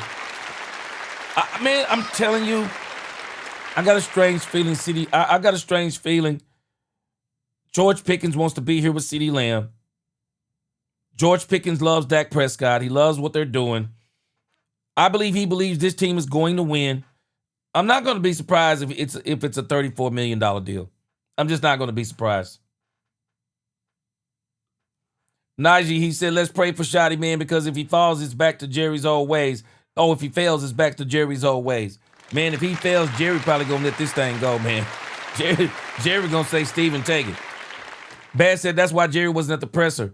Jerry said, I just did 40 interviews. I'm not doing any pressers. I'm getting Shotty of Johnny Walker. He said, I'm getting a shot of Johnny Walker Blue. Yeah, and you know what? Queen brought up a great point, and this guy just said it too. I think they were smart not to be there. You didn't want to turn the Christian Parker interview into the George Pickens, what are y'all going to do thing. You didn't want to turn it into that. Your hope if you're the Cowboys. You're hoping that Christian Parker's the guy, but you're hoping that one of these other coaches could step up if in fact Christian Parker gets that opportunity as a head coach. Yeah, inevitably, if he does what we hope he's going to do, then it won't be terribly long before he's getting head coach interviews and perhaps a head coach opportunity. Yeah, but we're getting a little too far ahead of ourselves on Christian Parker. I mean, as excited as I am, let's let him get the thing together, man. Let's get him the players. Let's watch what he does and let us focus on the now. I'm not worried about 2 or 3 years down the line. He's very intelligent because we're going to lose Clayton Adams too. I'm not worried about losing Clayton Adams later on. I want to see what they all do now. Put it together now, get a Super Bowl, and then y'all can all disperse like roaches and go where you want to, be successful there, and then it'll be next man up. Same sort of principles that's going to be the focal point here, and I appreciated him saying that. Yeah, and listen, let's be honest though too about this, and I'm not saying this as a slam to what your statement just was. Every time we see a new coach, it's, well, we're going to be multiple, and we're going to do this, and we're going to do that. You know, there's going to have to be some proof here. There's going to have to be some proof that, and listen, again, I sound like I'm slamming you right now, no. But Matt Eberflus came in and says we're going to be multiple, and we're going to do, you know, and it just. Okay. So Brian Broaddus is saying that Matt Eberflus said he's going to come in and be multiple. And as a matter of fact, let me see if I can pull the clip up. I forgot to play this the other day. And we'll come back over here. But I don't know if y'all saw this right here. But this right here had Cowboy fans livid. I mean, they got destroyed saying this over on DLLS. The notion that they didn't have teachers before is a fallacy. The notion that they didn't tell these guys what to do is a fallacy. Let's not do all these former coaches like this, like they didn't explain what they want. They didn't explain the reasons why. Mike McCarthy talked about when he changed the offense, reason why we do this, why you number one receiver, why you still got to run. I mean, this has been part of coaching. This is not new information. No, the idea that we have teachers is not new. They've been teaching. They've been teaching. They've been explaining the reasons why I want you over here. They've been explaining this stuff. You still need better players. You do. You still need better players. But we're not going to I'm just saying that we were going too much with they got teachers like they didn't have teachers before. We're not going to do the former coaches who were here and act like they didn't teach. Well, hold on. Coaching do matter though, Clarence. It does matter. So it looks like, if I'm not mistaken, it looks like I think Law may be working with DLLS. I think I've seen him on here a couple of times. He may be working with him. Let's see what Law comes back and says. Right. That's what I'm saying. They bringing in quality kinds of caliber coaches. The notion that they didn't have teachers before is. So if I was in the room and I would have been talking to Clarence Hill, no disrespect to Clarence Hill, I think Clarence Hill is missing what was being said. Because I even said the same thing. Everybody teaches. But what you have to realize, Clarence Hill, it's not about just teaching, but it's how you teach. It's how you teach. When I teach the Bible, I've had so many people over the years tell me that I teach it in a way that they haven't heard before because they understand it. They get how I'm teaching it. Everybody can teach per se if let's say you went to school and got a teaching degree. But the issue is how you teach. And the thing I saw with Matt Eberflus, I guarantee you, if you put Matt Eberflus in a classroom with a chalkboard, Matt Eberflus would dazzle you. Problem with Matt Eberflus is that when you get him on the grass and when he's got to communicate to players, all of that chalkboard stuff, there's a disconnect between him and players and how he teaches what he put on the chalkboard, how he teaches it to where they get it and understand it and they apply it and they execute it. That is the disconnect. And that's what Clarence Hill is missing. Yeah, every coach can coach. That's why they're a coach. But not every coach knows how to coach in different ways to where people get it. I used to have a saying when I first started preaching. I would always say, now let me make it goo goo gaga. Because sometimes, if you've been to school and you're well educated on certain things, well, you just teach it like the textbook. No, that's not your goal. It's for you to understand all of the nuances of the textbook. Now you say, now this is how I'm going to teach it. I know what to teach, but this is how I teach it. And I got to know certain players. I got to know certain people, for example. I know certain people that I got to say, okay, I'm teaching this concept right here. But because I know my audience is different, I'm actually going to find a way to teach this in 2 to 3 different ways and make it all cohesive to where everybody is in agreement of, oh, man, I got it. I didn't get it when you said that. I got it when you said this. I didn't get it when you said that. I got it when you did this. This example, that example. This is what Clarence Hill is missing. Of course. I mean, even us going through grade school, there are teachers, and then there are teachers who teach. Some teachers regurgitate, and there are other teachers who teach. They can make algebra simple. They can make complicated things. You go, man, I never read. That's what a true teacher is. Again, Matt Eberflus, he's more of a classroom guy. I think Big Rumbowski used to say he's the type of guy it's like he gonna do your taxes. It's like he gonna come over and do your taxes. And when the tax man come over and do your taxes, or if you give your information to the tax man, you're not sitting down and he telling you what he doing with your taxes.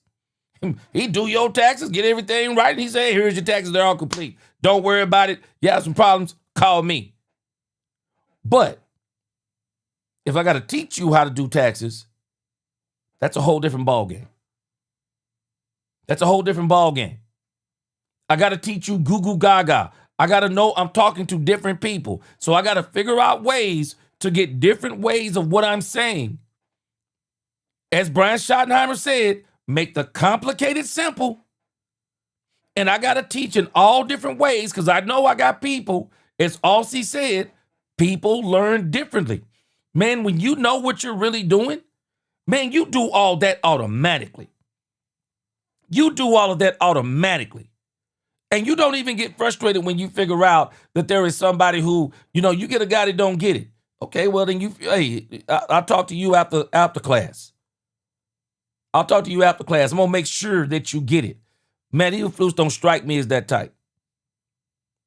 Matt Eberflus is that kind of teacher to me that he teaches, and it's so confusing when he teaches that you don't even want to ask questions. You just be like, yeah, I got it. And then when you say you got it, then you say, go, break. And then you're doing it wrong. Clarence Hill doesn't, I don't know, and maybe this is because he doesn't have a teaching background. No disrespect to him.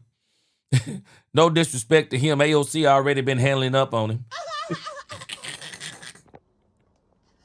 AOC already been handling up. But that's the issue that Matt Eberflus is. Matt Eberflus doesn't strike me as a teacher. He strikes me as somebody who knows X's and O's. I'm not sure he teaches X's and O's that good. And I think that's the big difference that happened to the Cowboys this past season. He just wasn't a good teacher. Just every coach, when they start a press conference, we're going to be multiple. We're going to be attacking. We're going to be sound. You hear the coach speak and you're like going, okay, I heard this before, but let's see it. The things that are going to interest me is how much of that 3-4 front are we going to see? How much are we going to see? There's a lot of really smart people in the media. When you look at things and break it all down, the John Ownings of the world and people like that who are talking about. Listen, when you hear him talk about 4-3 spacing, he's talking about man and a half man and a half gap defense is what he's talking about. Usually in 3-4, we talk about playing head up, playing inside gap, playing outside gap. Well, in a man and a half gap scheme with a 3-4 front with 4-3 principles, it's you shade to one side, you're responsible for that gap, but then have the ability to fall back to the other gap. And then linebackers tend to play not so much downhill. They play, they fit the gap. Read a couple of comments here. Ron Hanna said Eberflus didn't command a room. I agree. And to me, that's the disconnect, especially dealing with today's players. Yes. CJW, he said, Mr. G, the mantra is keep it simple, stupid. Yes, the KISS principle. Yeah. Thomas Ross said Eberflus the kind of guy that tries to push. He's the kind of person that tries to push a car with a rope.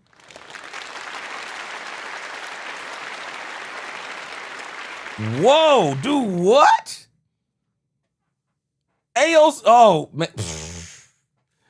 Boy, let me tell you something about AOC, man. AOC is the type of dude that takes no prisoners, man. I'm sorry. AOC takes no prisoners, bro.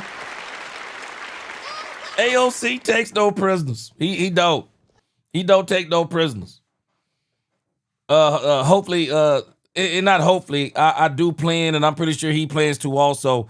2026 season, me and AOC, 2026 season, me and AOC are probably going to do some work together. One thing I'm kind of mindful of, though, is as applies to working with people. I'm just mindful of working with people in general because of how YouTube is, and how people are. It's a very competitive. It's very competitive. Not for me, it's not competitive because I'm not trying to compete with anybody. But AOC has really built a really good. He's built a really good platform.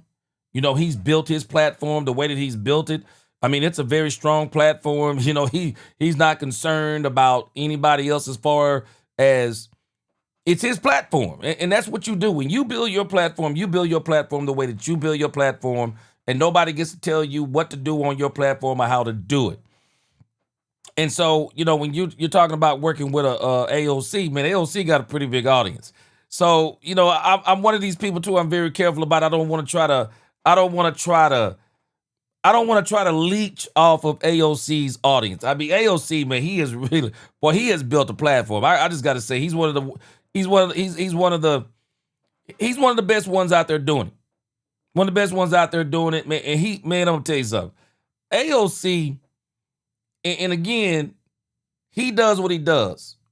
I don't have to agree with everything he does. But man, the dude is funny as all get out, man. He is funny as all get out. Very entertaining, very informative. Very informative, and also loves the Cowboys. Straight up, the man loves the Cowboys. No doubt in my mind. Yeah, Bass, you right, boy. Hey, AOC, boy, AOC ain't for the fainted heart, no doubt about it. He ain't for the fainted heart. I'm actually tripping. You said he went at oh man, okay, I'm gonna check that out.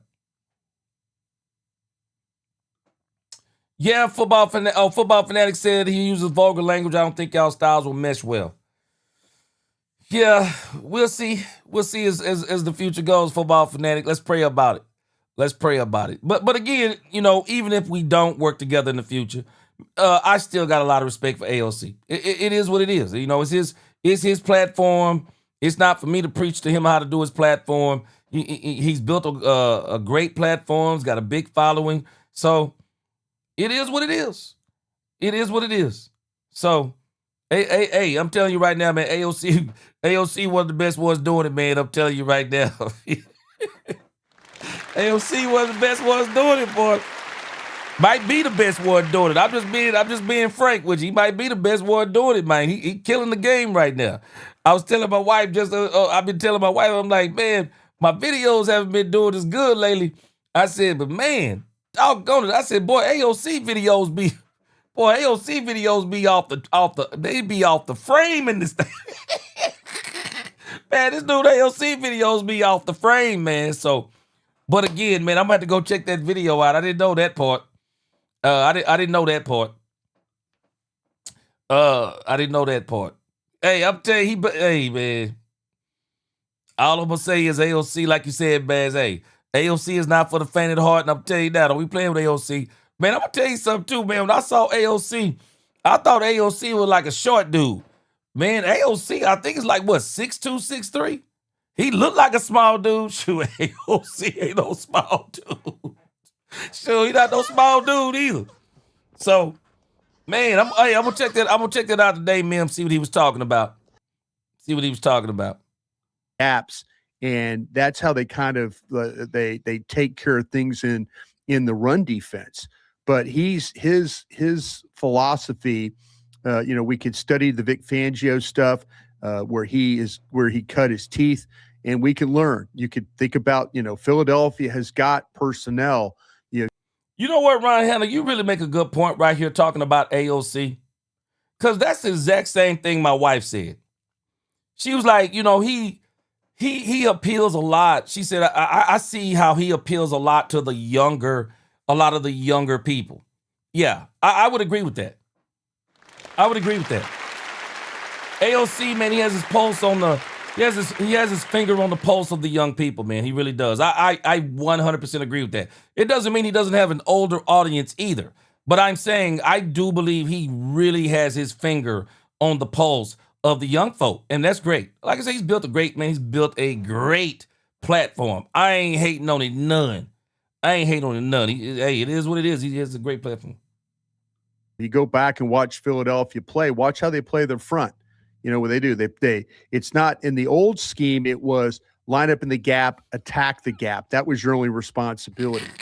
But in this way he's talking about, I see you, Rodbowski. The 4-3 and how he's going to play it. He's going to play it with the spacing where I'm talking about. On gap, pop, and I then see half gap over. You're responsible for that guy and that gap, and so we'll see. The key to this is going to be Jerry, Steven, Will McClay being very aggressive and coming out and getting personnel. I think there's guys that he has. I think he's going to lean on. It's going to be the key to Christian Parker's success. Personnel. This is going to be the key. This is the key. They got to get him the personnel. If they get him the personnel, I think Christian Parker will be good sooner than later. He'll be good sooner than later. I don't think we'll have to be waiting. I don't think you will have to be waiting for 2 years on Christian Parker. If they get him the players, I think he's going to make an immediate impact. I really do. I believe he makes an immediate impact if they get him the players. And I do believe they're going to get him the players. I do. Thomas Roth, let me tell you what I'm hoping. Not only do I hope they give him both the picks, I absolutely hope they give him all the picks. Not only do I hope they give him all the picks, I hope they give him all the free agency. All of it. I've already themed my theme for the Cowboys in 2026, the year of the defense. This should be the year of the defense. I want them to give everything to Christian Parker. Because I think they were already going to give everything to Matt Eberflus. See, Matt Eberflus knew had he lasted one more, if he would have lasted through this year, Matt Eberflus knew that they were going to dedicate the entire free agency and the draft, they were going to dedicate it to defense. The Cowboys don't really need offense. Once they sign GP, they don't need no more offense other than make sure you get your two offensive tackles tweaked. Make sure you hey, let's not play this game with Guyton no more. Let's stop talking about Guyton is getting better. Guyton needs to hit the ground running this OTA and this training camp, and he needs to stay healthy. He needs to be playing all through the preseason. He needs to give the Cowboys that full season. Terrence Steele. Decide if you're going to keep Terrence Steele, which I got a feeling they're going to keep Terrence Steele. Decide what you're going to do. And don't be afraid to say, if one of them is not working out or two of them are not working out, then do something different. But the Cowboys, in the grand scheme of things, they don't need no offense. Maybe some depth, but they don't need offense. Defense. All defense. Give it all to Christian Parker. Give it all to him. That's where I am with this issue with the Cowboys. And I'm telling you right now, we're going to revisit this when the season starts. And if I'm the Cowboys, you want to go to the Super Bowl? Do not be afraid. Do not be afraid to move Ty Smith to left tackle if you can figure out the left guard situation. Do not be afraid. Just do what's best for your offensive line. If they can get that offensive line on track, everything else falls into place. They don't need, you signed Javonte. You got Jaden Blue. You got Phil Maffa.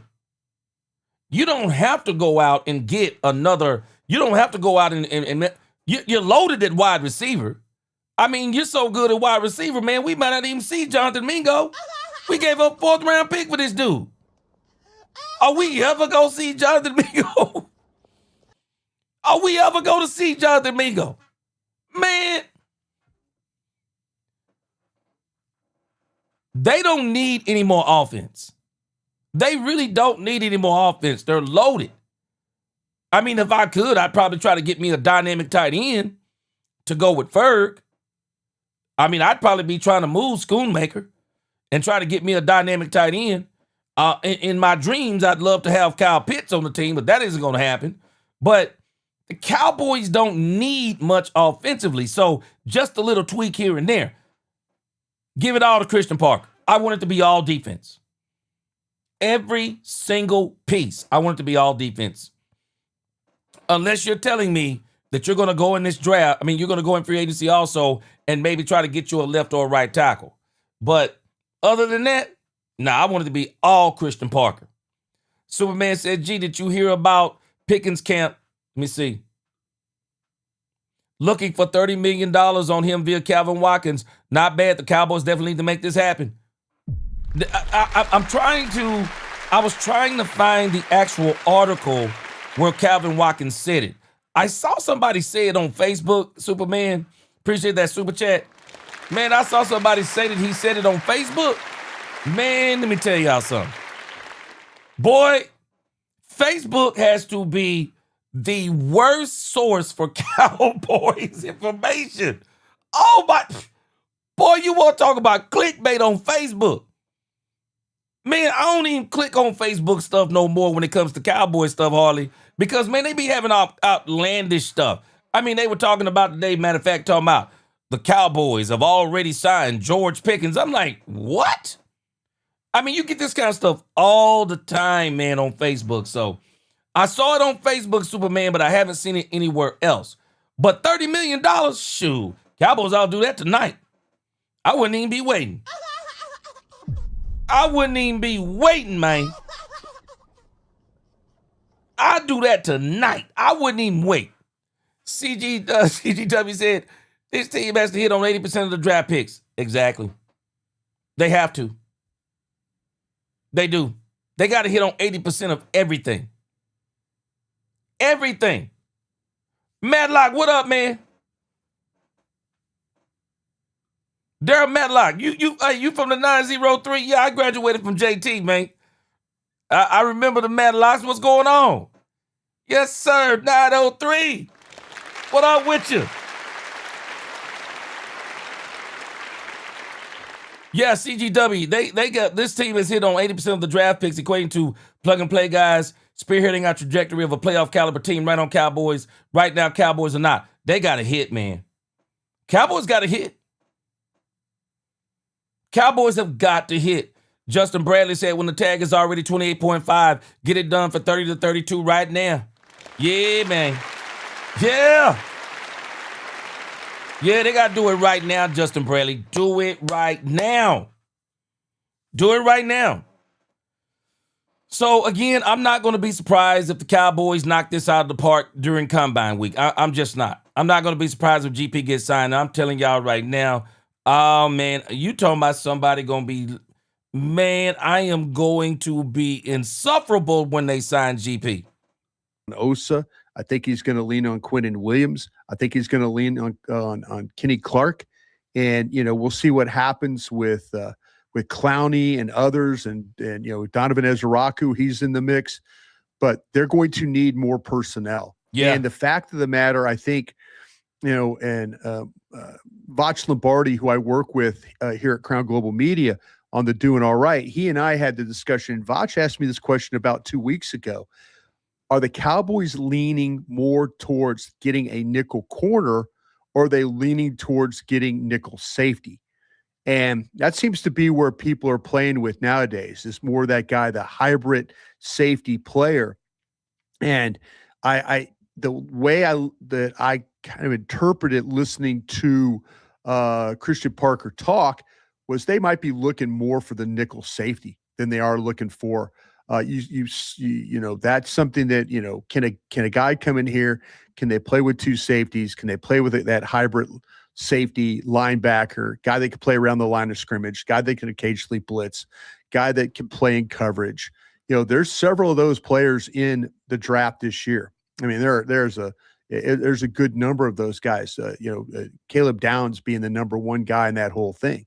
But if you're looking for a guy, the nickel safety, so when you start to talk about the 20th overall pick, it might not necessarily be for a corner. Now we'll see what they do at 12. It might, if they don't move out of that pick, that might be where they grab their corner. But man, it sounds like to me that safety is clearly going to be in play for this football team. And we'll see if they address it in free agency or. Okay, so they're talking about this nickel back. Well, if you're looking at the Dallas Cowboys roster, isn't that what Marquise Bell is supposed to be? Didn't Marquise Bell up under Dan Quinn play both didn't he play linebacker in that 2023 season? I believe Marquise Bell could be that player. I also would consider, if I were the Cowboys, I think Maurice Leofau is a little too light to be a linebacker. Maybe they ought to think about playing Maurice Leofau at safety. Y'all tell me what y'all think. I think maybe that somebody brought this up the other day in the chat. I think maybe they should think about Maurice Leofau at safety. Maurice Leofau does not look like a linebacker to me. He does not have a linebacker body. He looks more like a safety to me. Maybe they should try him at safety. But again, this is what we extended Marquise Bell for. Marquise Bell is a hybrid. He was able to play safety for the Cowboys. Marquise Bell played linebacker for the Cowboys in 2023. Why would we not play him? Why would we not let him do it? Now, Maurice Leofau. Maurice Leofau is 6'2". Man, he's a very slender 239. Maurice Leofau is a very slim 239, man. I'm sorry, but he looks like he could play safety to me. He could easily lose 10 pounds and get down to about 229. Let me see something here. Let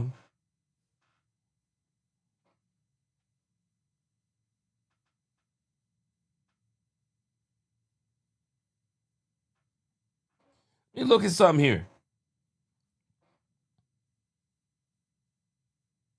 He doesn't even look as big as Darren Woodson looked at his playing weight. Darren Woodson played at 220 at safety. Woodson played at 220 at safety. But I don't see why he couldn't slim down a little bit and play safety. You know, I just wonder if he could do it. I really do. But Marquise Bell is supposed to be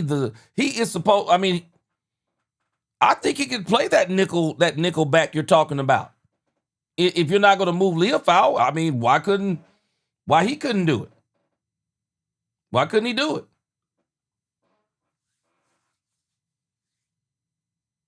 Jerry Best said that they're making plans for Deron Bland, so he'll be the slot corner. Yeah, he's going to be the slot corner.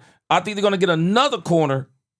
They will get another corner. I think they're going to get one of those top 5 corners in the draft, so he will be the corner. Yeah, Oscar, we did sign Javonte. Bass, yes, Guyton and Steele, they have been liabilities. We got to figure out something with them, man. Mike T said we keep talking about defense and GP. Oh, defense. I'm sorry. Defense and GP, and I understand, but we need the O-line. Yeah, I brought that up, Mike T. Yeah, I brought up they got to tweak that left tackle and right tackle situation. We'll see if they dress it with the draft pick. A lot of people have kind of connected dots with the Reed Blankenship, who was in Philadelphia. Coaches come in and they have a big say in, like, if you bring this guy in, this is what he could do. This is how he can help us. You know, the pro guys at the Cowboys are very familiar with Reed Blankenship. They evaluate him twice a year. So they know the type of player they're potentially going to get. So, yeah, there's going to be a lot of work ahead. But when a coach comes in and says, oh, we're going to be multiple, we're going to do this and that. Yeah, I get it, coach. Okay, now this is what I was going to talk about. I missed this a second ago. Matt Eberflus. I'm not sure that Matt Eberflus was not just regurgitating what Shotty was saying. I'm not sure if Eberflus ever intended on being multiple. This man started out running zone 96% of the time. I just don't think he was ever going to get there. I just don't think he was ever going to get there. And Brian is almost making the same argument that Clarence made. But I think there is going to be a stark contrast between between Matt Eberflus and his coaching staff and Christian Parker and his coaching staff. I believe Christian Parker's staff is going to be a lot more hungry. They're young guys. They're going to be very energetic. They're going to have a lot to prove. I just think you're looking at a whole different dynamic. You're looking at a whole different dynamic. And if the Cowboys will get him the players, I just think Christian Parker is going to be fabulous. If they'll just get him the players. Get players and prove to me that you're going to be what. And Christian Parker will be multiple. And the reason why I believe so is that he comes from the lineage or the ilk of coaches who actually were multiple and not just saying it. You say you're going to be. All right, let's unpack a little bit more of that. You're listening to the Love of the Star podcast. Love of the Star is an Odyssey podcast. You can find it on the Odyssey app or wherever you get your podcast, presented by the On Time Experts, the official AC heating and plumbing partner Najee. Of Love of the Star. Also the Najee Nightingale. I like. Is that your real name? Man, that's you sound like an actor, man, or you sound like an actor or something. Najee Nightingale. I see you. I like that name. Yeah, and playing 10 yards off the ball, just giving it up. Yeah, man, that was terrible. And Matt Eberflus didn't know how to disguise nothing. Matt Eberflus couldn't work. He couldn't disguise something on Halloween, bro. You could give him makeup, a mask, and a suit, and he still couldn't mask something. He couldn't mask anything. I mean, Matt Eberflus, when he lined up, it was actually what he was doing, no matter what he did. Just to get a guy who can get in there and do it. So maybe you get a guy who maybe doesn't have the size you want, but he's good in coverage. He blitzes, he tackles well, and he can do some of that stuff. But ideally, I think you do want a bigger guy, because the point of it is because you want that to be, you still have your two safeties, and then you have this guy who's acting like a hybrid nickel player. Well, if you just want a hybrid nickel player, Maurice Leofau. That's your guy. Maurice Leofau. But I also say there's another player the Cowboys have that can do it. I think Demarion Overshown could do it. I believe Overshown could do what they're asking too. Because I do think one of the mistakes that Matt Eberflus made, he didn't utilize Demarion Overshown. When Mike Zimmer figured out that Overshown was that guy, Zimmer started moving him all over the place. Zimmer started using Overshown as a weapon, as an absolute weapon.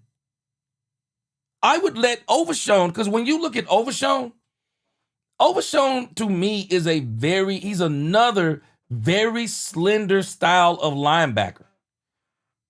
I mean, Demarion Overshown, if this is correct, Demarion Overshown at linebacker plays right now at the same weight that Darren Woodson played as a safety.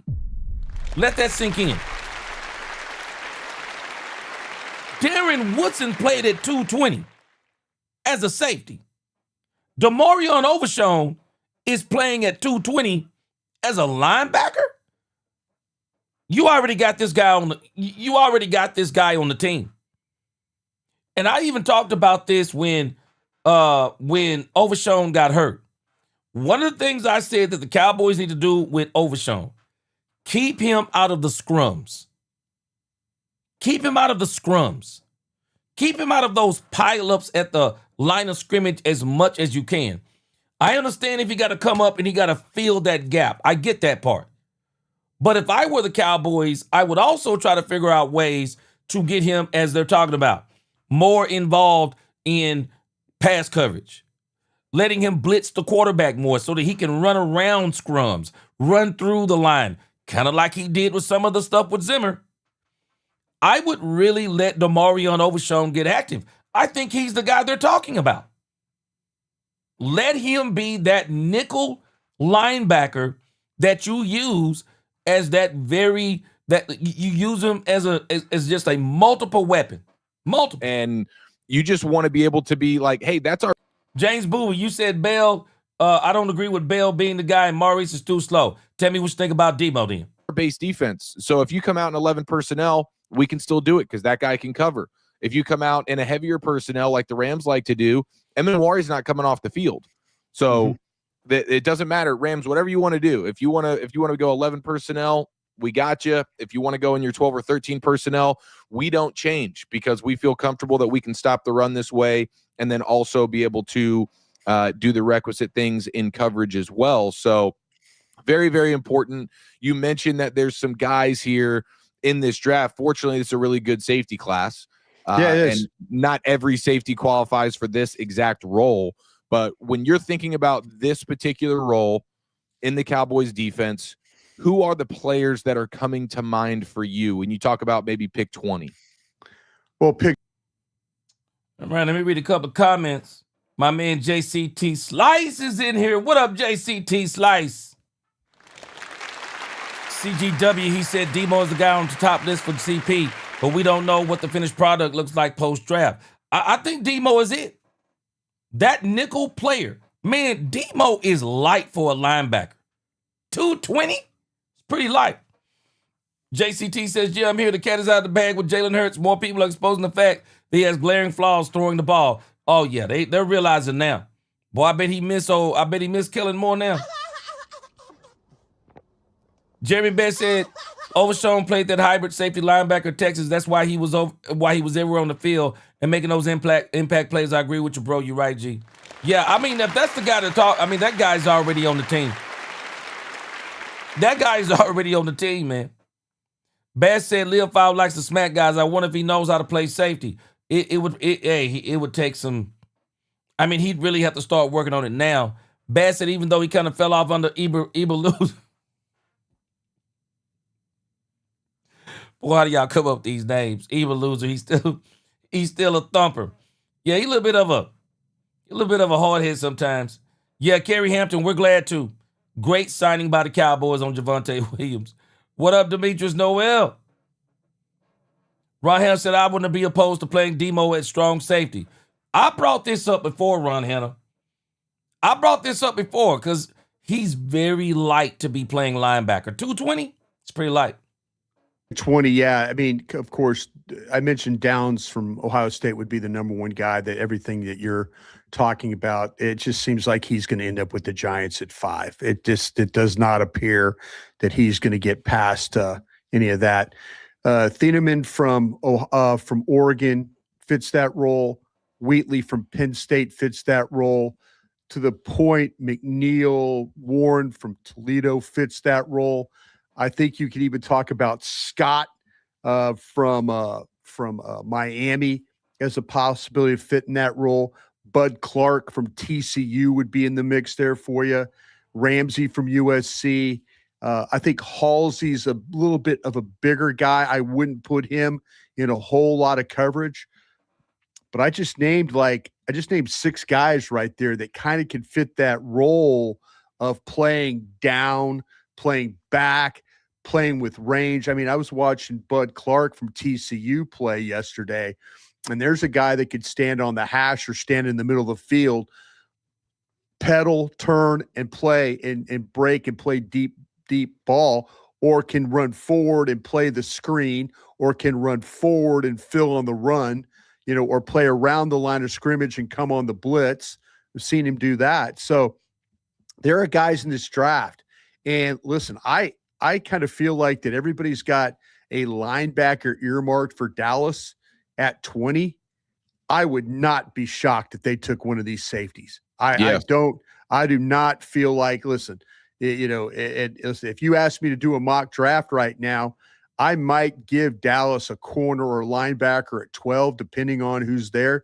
If you look at some of the mock drafts, I know The Athletic had the mock draft. I think Zach Wolchuk went over the mock draft on our show yesterday for me at Krusty's Corner, and went through it. And you got pretty wiped out with some of your guys. And so it came down to, okay, well, we have to think about things here. What are we going to address the linebacker first? I think the best linebacker that everybody's been mocking to the Cowboys at 12 has been Sonny Styles. Well, Sonny Styles goes before. Okay, now where are you at? Are you with one of these corners? But I wouldn't be shocked. Linebacker, corner with that 12, and then safety with the 20. I got a feeling the Cowboys are going to go edge, free agency, linebacker, free agency. I think they're going to try to address. I know for sure edge is going to be one of the things they're going to address. They're going to address edge. I believe it's going to be Trey Hendrickson. The Max Crosby conversation is null and void to me. I think it's going to be either Trey Hendrickson, Jalen Phillips. There's a couple other people in there, but I really think it's going to be Trey Hendrickson. The Cowboys were inquiring about him last year. They were inquiring about Jalen Phillips last year. I got a feeling it's going to be, I believe the Cowboys are going to circle the block on those players they were trying to get last year in the trade. I think they're going to circle the block, and they're going to come back and get those players. I wouldn't even be surprised if Minkah Fitzpatrick winds up here. I really would not be surprised if Minkah Fitzpatrick winds up here.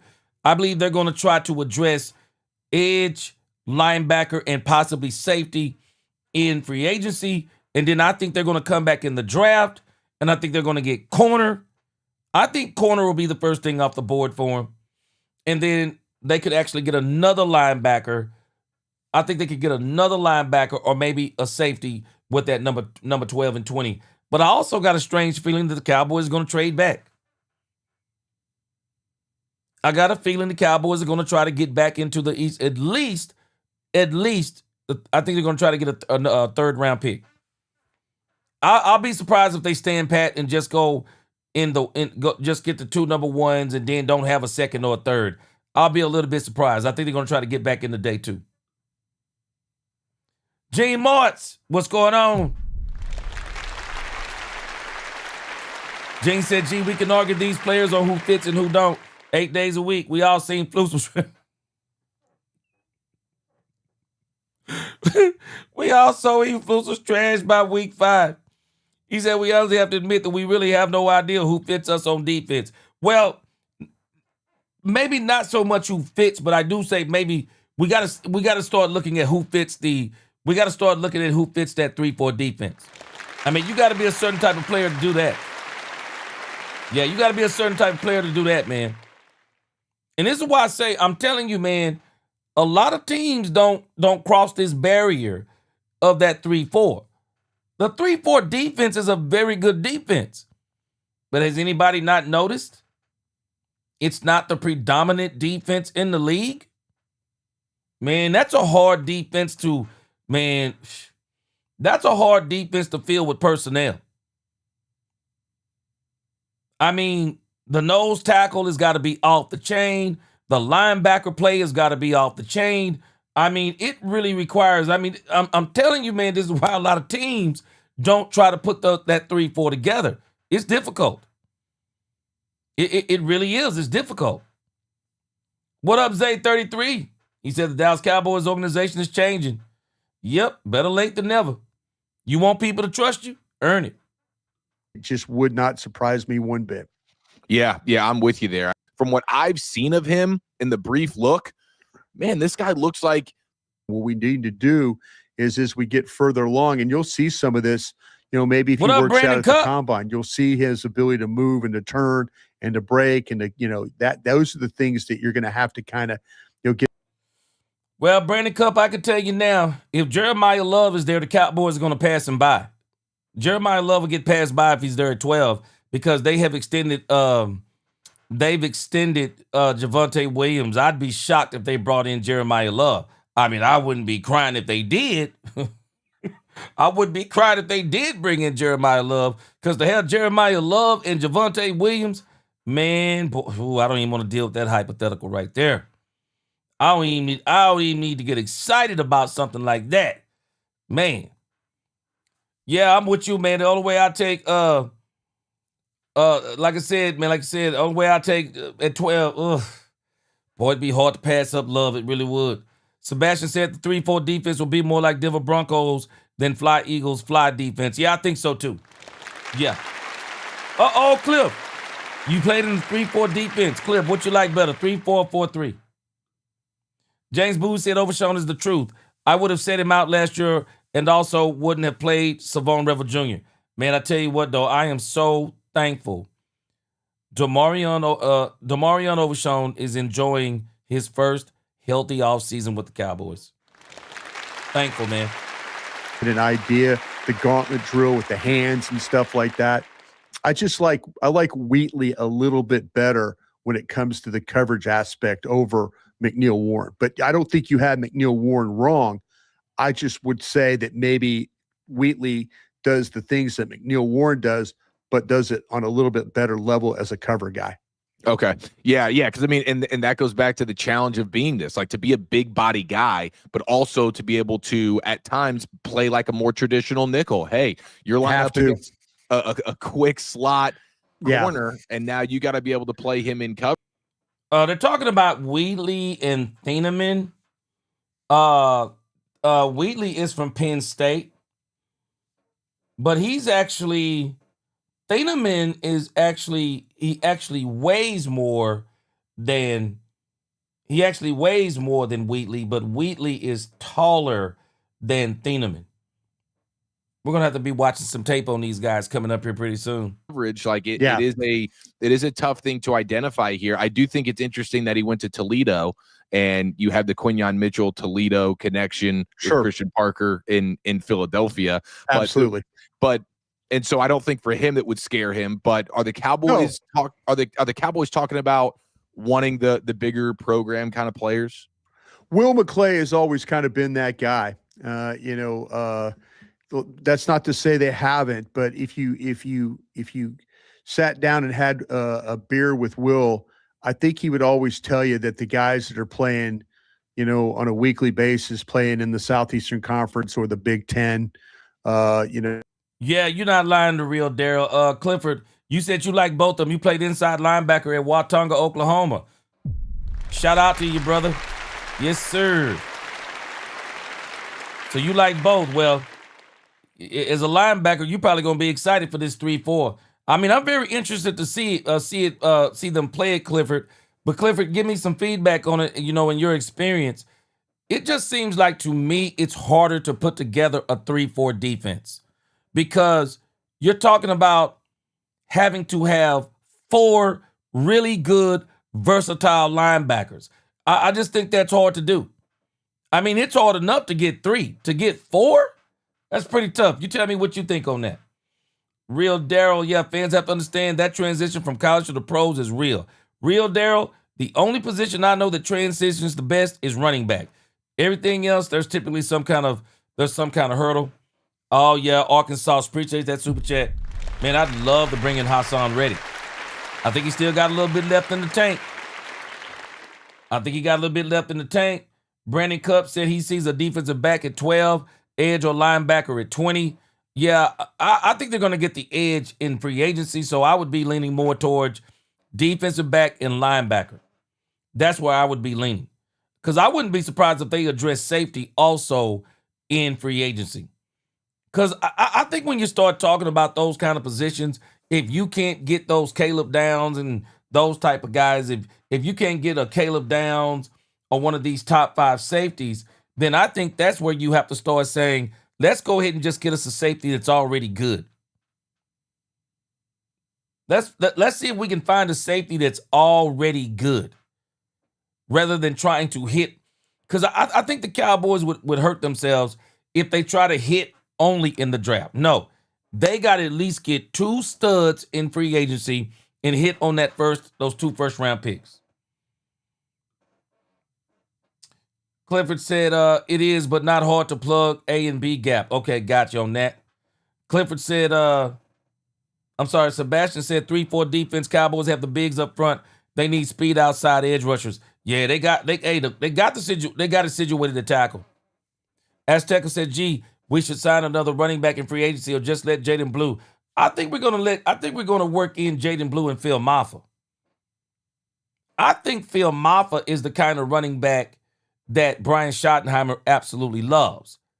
So I think they should let him go ahead and do what he do. That's what I think. I say let Phil Maffa, if he's healthy, man, he was running real good last year. Let's turn him loose. Him, Javonte, I want to see what Jaden Blue can do this year. Those are the guys that he kind of gravitates towards. I think stuff for the ACC as well. But listen, the way the transfer portal works. Yeah, for sure. All right.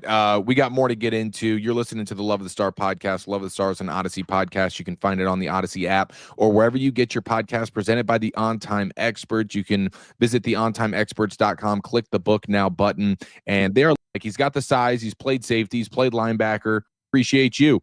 Now, looking at some of the current personnel, Marquise Bell's name's been thrown around quite a bit. And I think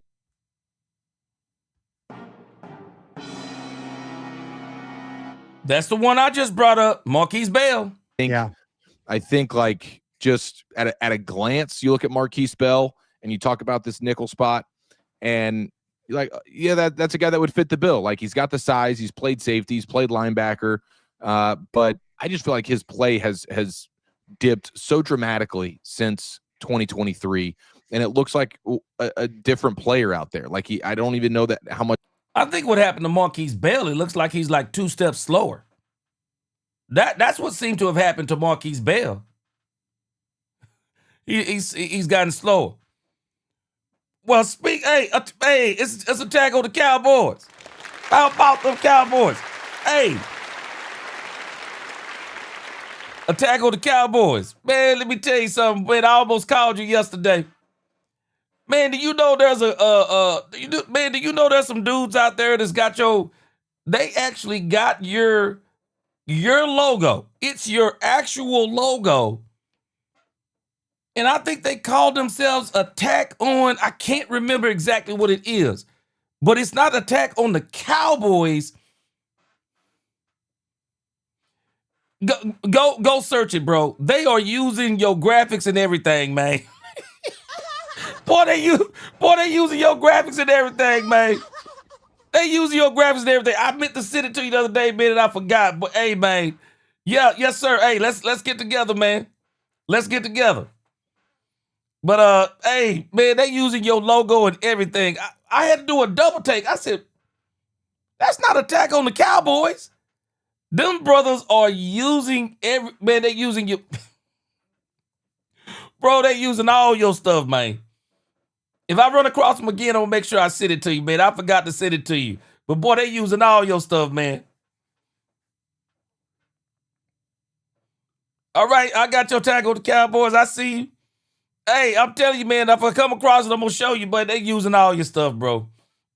Boy, they using all your stuff. And I think it's even AOC, if I'm not mistaken. But it's not attack on the Cowboys, it's something else. But if next time I come across it, I'm gonna send it to you. Cause man, I was laughing when I saw it. I said, oh, I see you now. All right. That's it. Attack on Sports is one of my problems. I see. Okay. I see. I was wondering what was going on because I'm like, ain't no way somebody gonna use somebody's stuff like this. I see now. Okay. So you got another property. I see you expanding the brand. Yes, sir. Yes, sir. Calvin Richards said we need a running back that can attack the edges. Man, I'm gonna tell y'all right now. I'm not opposed to. Let's see here. I want to close out of here in just in another minute. I got a couple things to do. But I'll tell you right now, you know, you're talking about running back. I'll tell you right now, if I'm the Cowboys, I'm not opposed to. If nobody, now all I'm saying is this. If nobody picks up Rico Dowdle and they take Rico Dowdle for granted again, like they did last year, teams just seem to, it's like everybody keeps wanting Rico Dowdle to prove himself. If they want Rico Dowdle to prove himself again, all I'm saying is, I'm not opposed to the Dallas Cowboys bringing in Rico Dowdle to go along with Javonte Williams. I think they would be a crazy two-headed monster. Only issue I see with that is I just don't know how many snaps he could get. Because Shotty ran, man, I'm telling you, Shotty ran Javonte in the ground last year. But if he didn't want to run Javonte into the ground, man, I'm just telling you, I believe Rico Dowdle could be really good for the Cowboys. These are the top, again, kind of how we started the show. These are the top 10 free agent running backs. I still say the Cowboys are probably going to use Jaden Blue and Phil Maffa, so I don't know if they'll get another running back. But I'm just saying if, only if Rico Dowdle found himself without a job, if I were the Cowboys, I'm sorry, I would not be opposed to bringing this man back. I would not be opposed to bringing this man back. I thought he had a great year last year. I thought he had a great year for the Cowboys in 2024. I see no reason that if this dude can come back, I see no reason not to bring this dude in. I just don't see a reason not to do it. Miss Matrix, what's going on? Brandon Cup said Bell will be gone because his step is low, like Logan Wilson and Parker. I truly feel is bringing the noise. Well, they got Marquise Bell on a deal. So I don't know if they're going to let him go. Yeah, they got him on the deal. Yes, sir, Bama boy. Yeah, we got that man Javonte Williams on the deal. Got him. Retain Javonte Williams. Yes, sir. Man, I like it. I like it. I like what they did with that, man. And I think it's just nothing but oh, okay. Yeah, Attack on Sports is a part of my media company. Hey man, you killing it, man. I see you. Okay. You got them boys on point. Yes, sir. Appreciate you, man. Appreciate that super chat. Yeah, you got them on point. All right, Tyrone Church. He said, I called this a contract. Yes, sir. I'm glad it's over with. I am glad it is over with, man. Now we just got to move on. Get Brandon Aubrey. Get Jadeveon Clowney. And I'm hoping they get George Pickens done ASAP. Because I'm telling you right now, man, this thing with Puka Nacua and Jackson Smith and Jigba, I don't want no part of that. Jerry Jones, please set the market and don't let those guys set the market. Set the market. Get GP done. Don't play around with Jackson Smith and Jigba. Don't play around with Puka Nacua. Because I already tell you, I'm telling you right now, Puka Nacua going to bust the bank. I believe Puka Nacua going to bust the bank. There is no doubt about it because Puka Nacua ain't even made no money. He going to bust the bank on him. You watch what I tell you. Lock and D said, I better restructure contract this tomorrow or released or signing, book it. I think Dak Prescott is going to be, I think that domino is going to fall next week. Yeah, I think that domino is going to fall next week. All right. Man, I appreciate y'all rocking with me on this Saturday, man. I know y'all got stuff to do, places to be, but y'all were here with me. I appreciate y'all rocking with me. Great news on Javonte Williams right when we came online. Jerry Jones continued to earn the trust of the Cowboys fan base. Continue to earn that trust, Jerry. Told y'all last year Jerry moving different. I like the way Jerry moving, and he ain't moving like a snake either. I love it. I love it. Tyrone Church, I'm telling you right now, Puka Nacua get $45 million. Boy, we better sign him in a hurry. Boy, we better sign GP in a hurry. I don't even want to be talking. Boy, $45 million?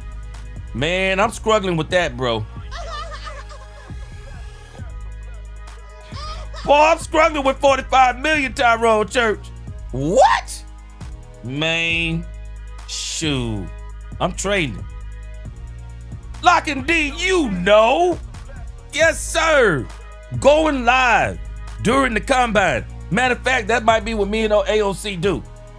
Maybe we'll do the combine together. Do a couple of combines together. Yeah. Brandon Cup, I'm with you. Super Bowl or bust. Super Bowl or bust. After dark, man, I done got my sleep back right. If I do an after dark, I know I ain't gonna have my sleep right. But hey, I'm gonna get you one. All right, now also, hey, I am going to be going live on the G Sports Nation, my new channel. I'm like AOC. I'm like AOC. I got a media company too.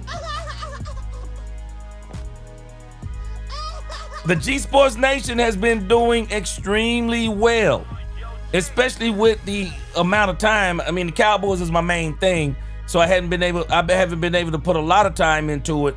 But with the time I've been putting into it, man, the G Sports Nation is doing well.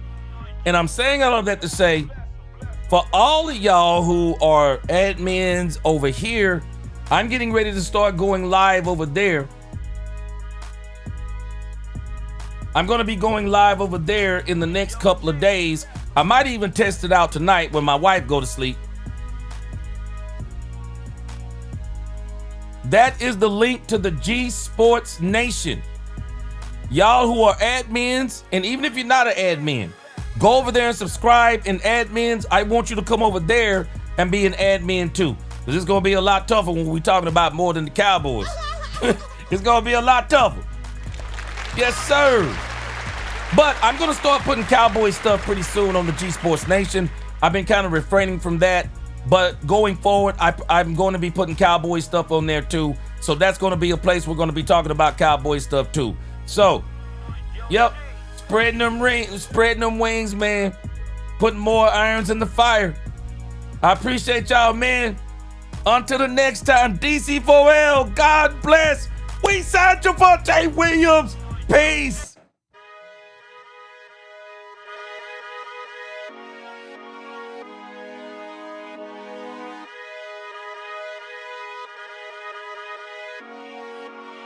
Yo, G, bless him, bless him, bless him.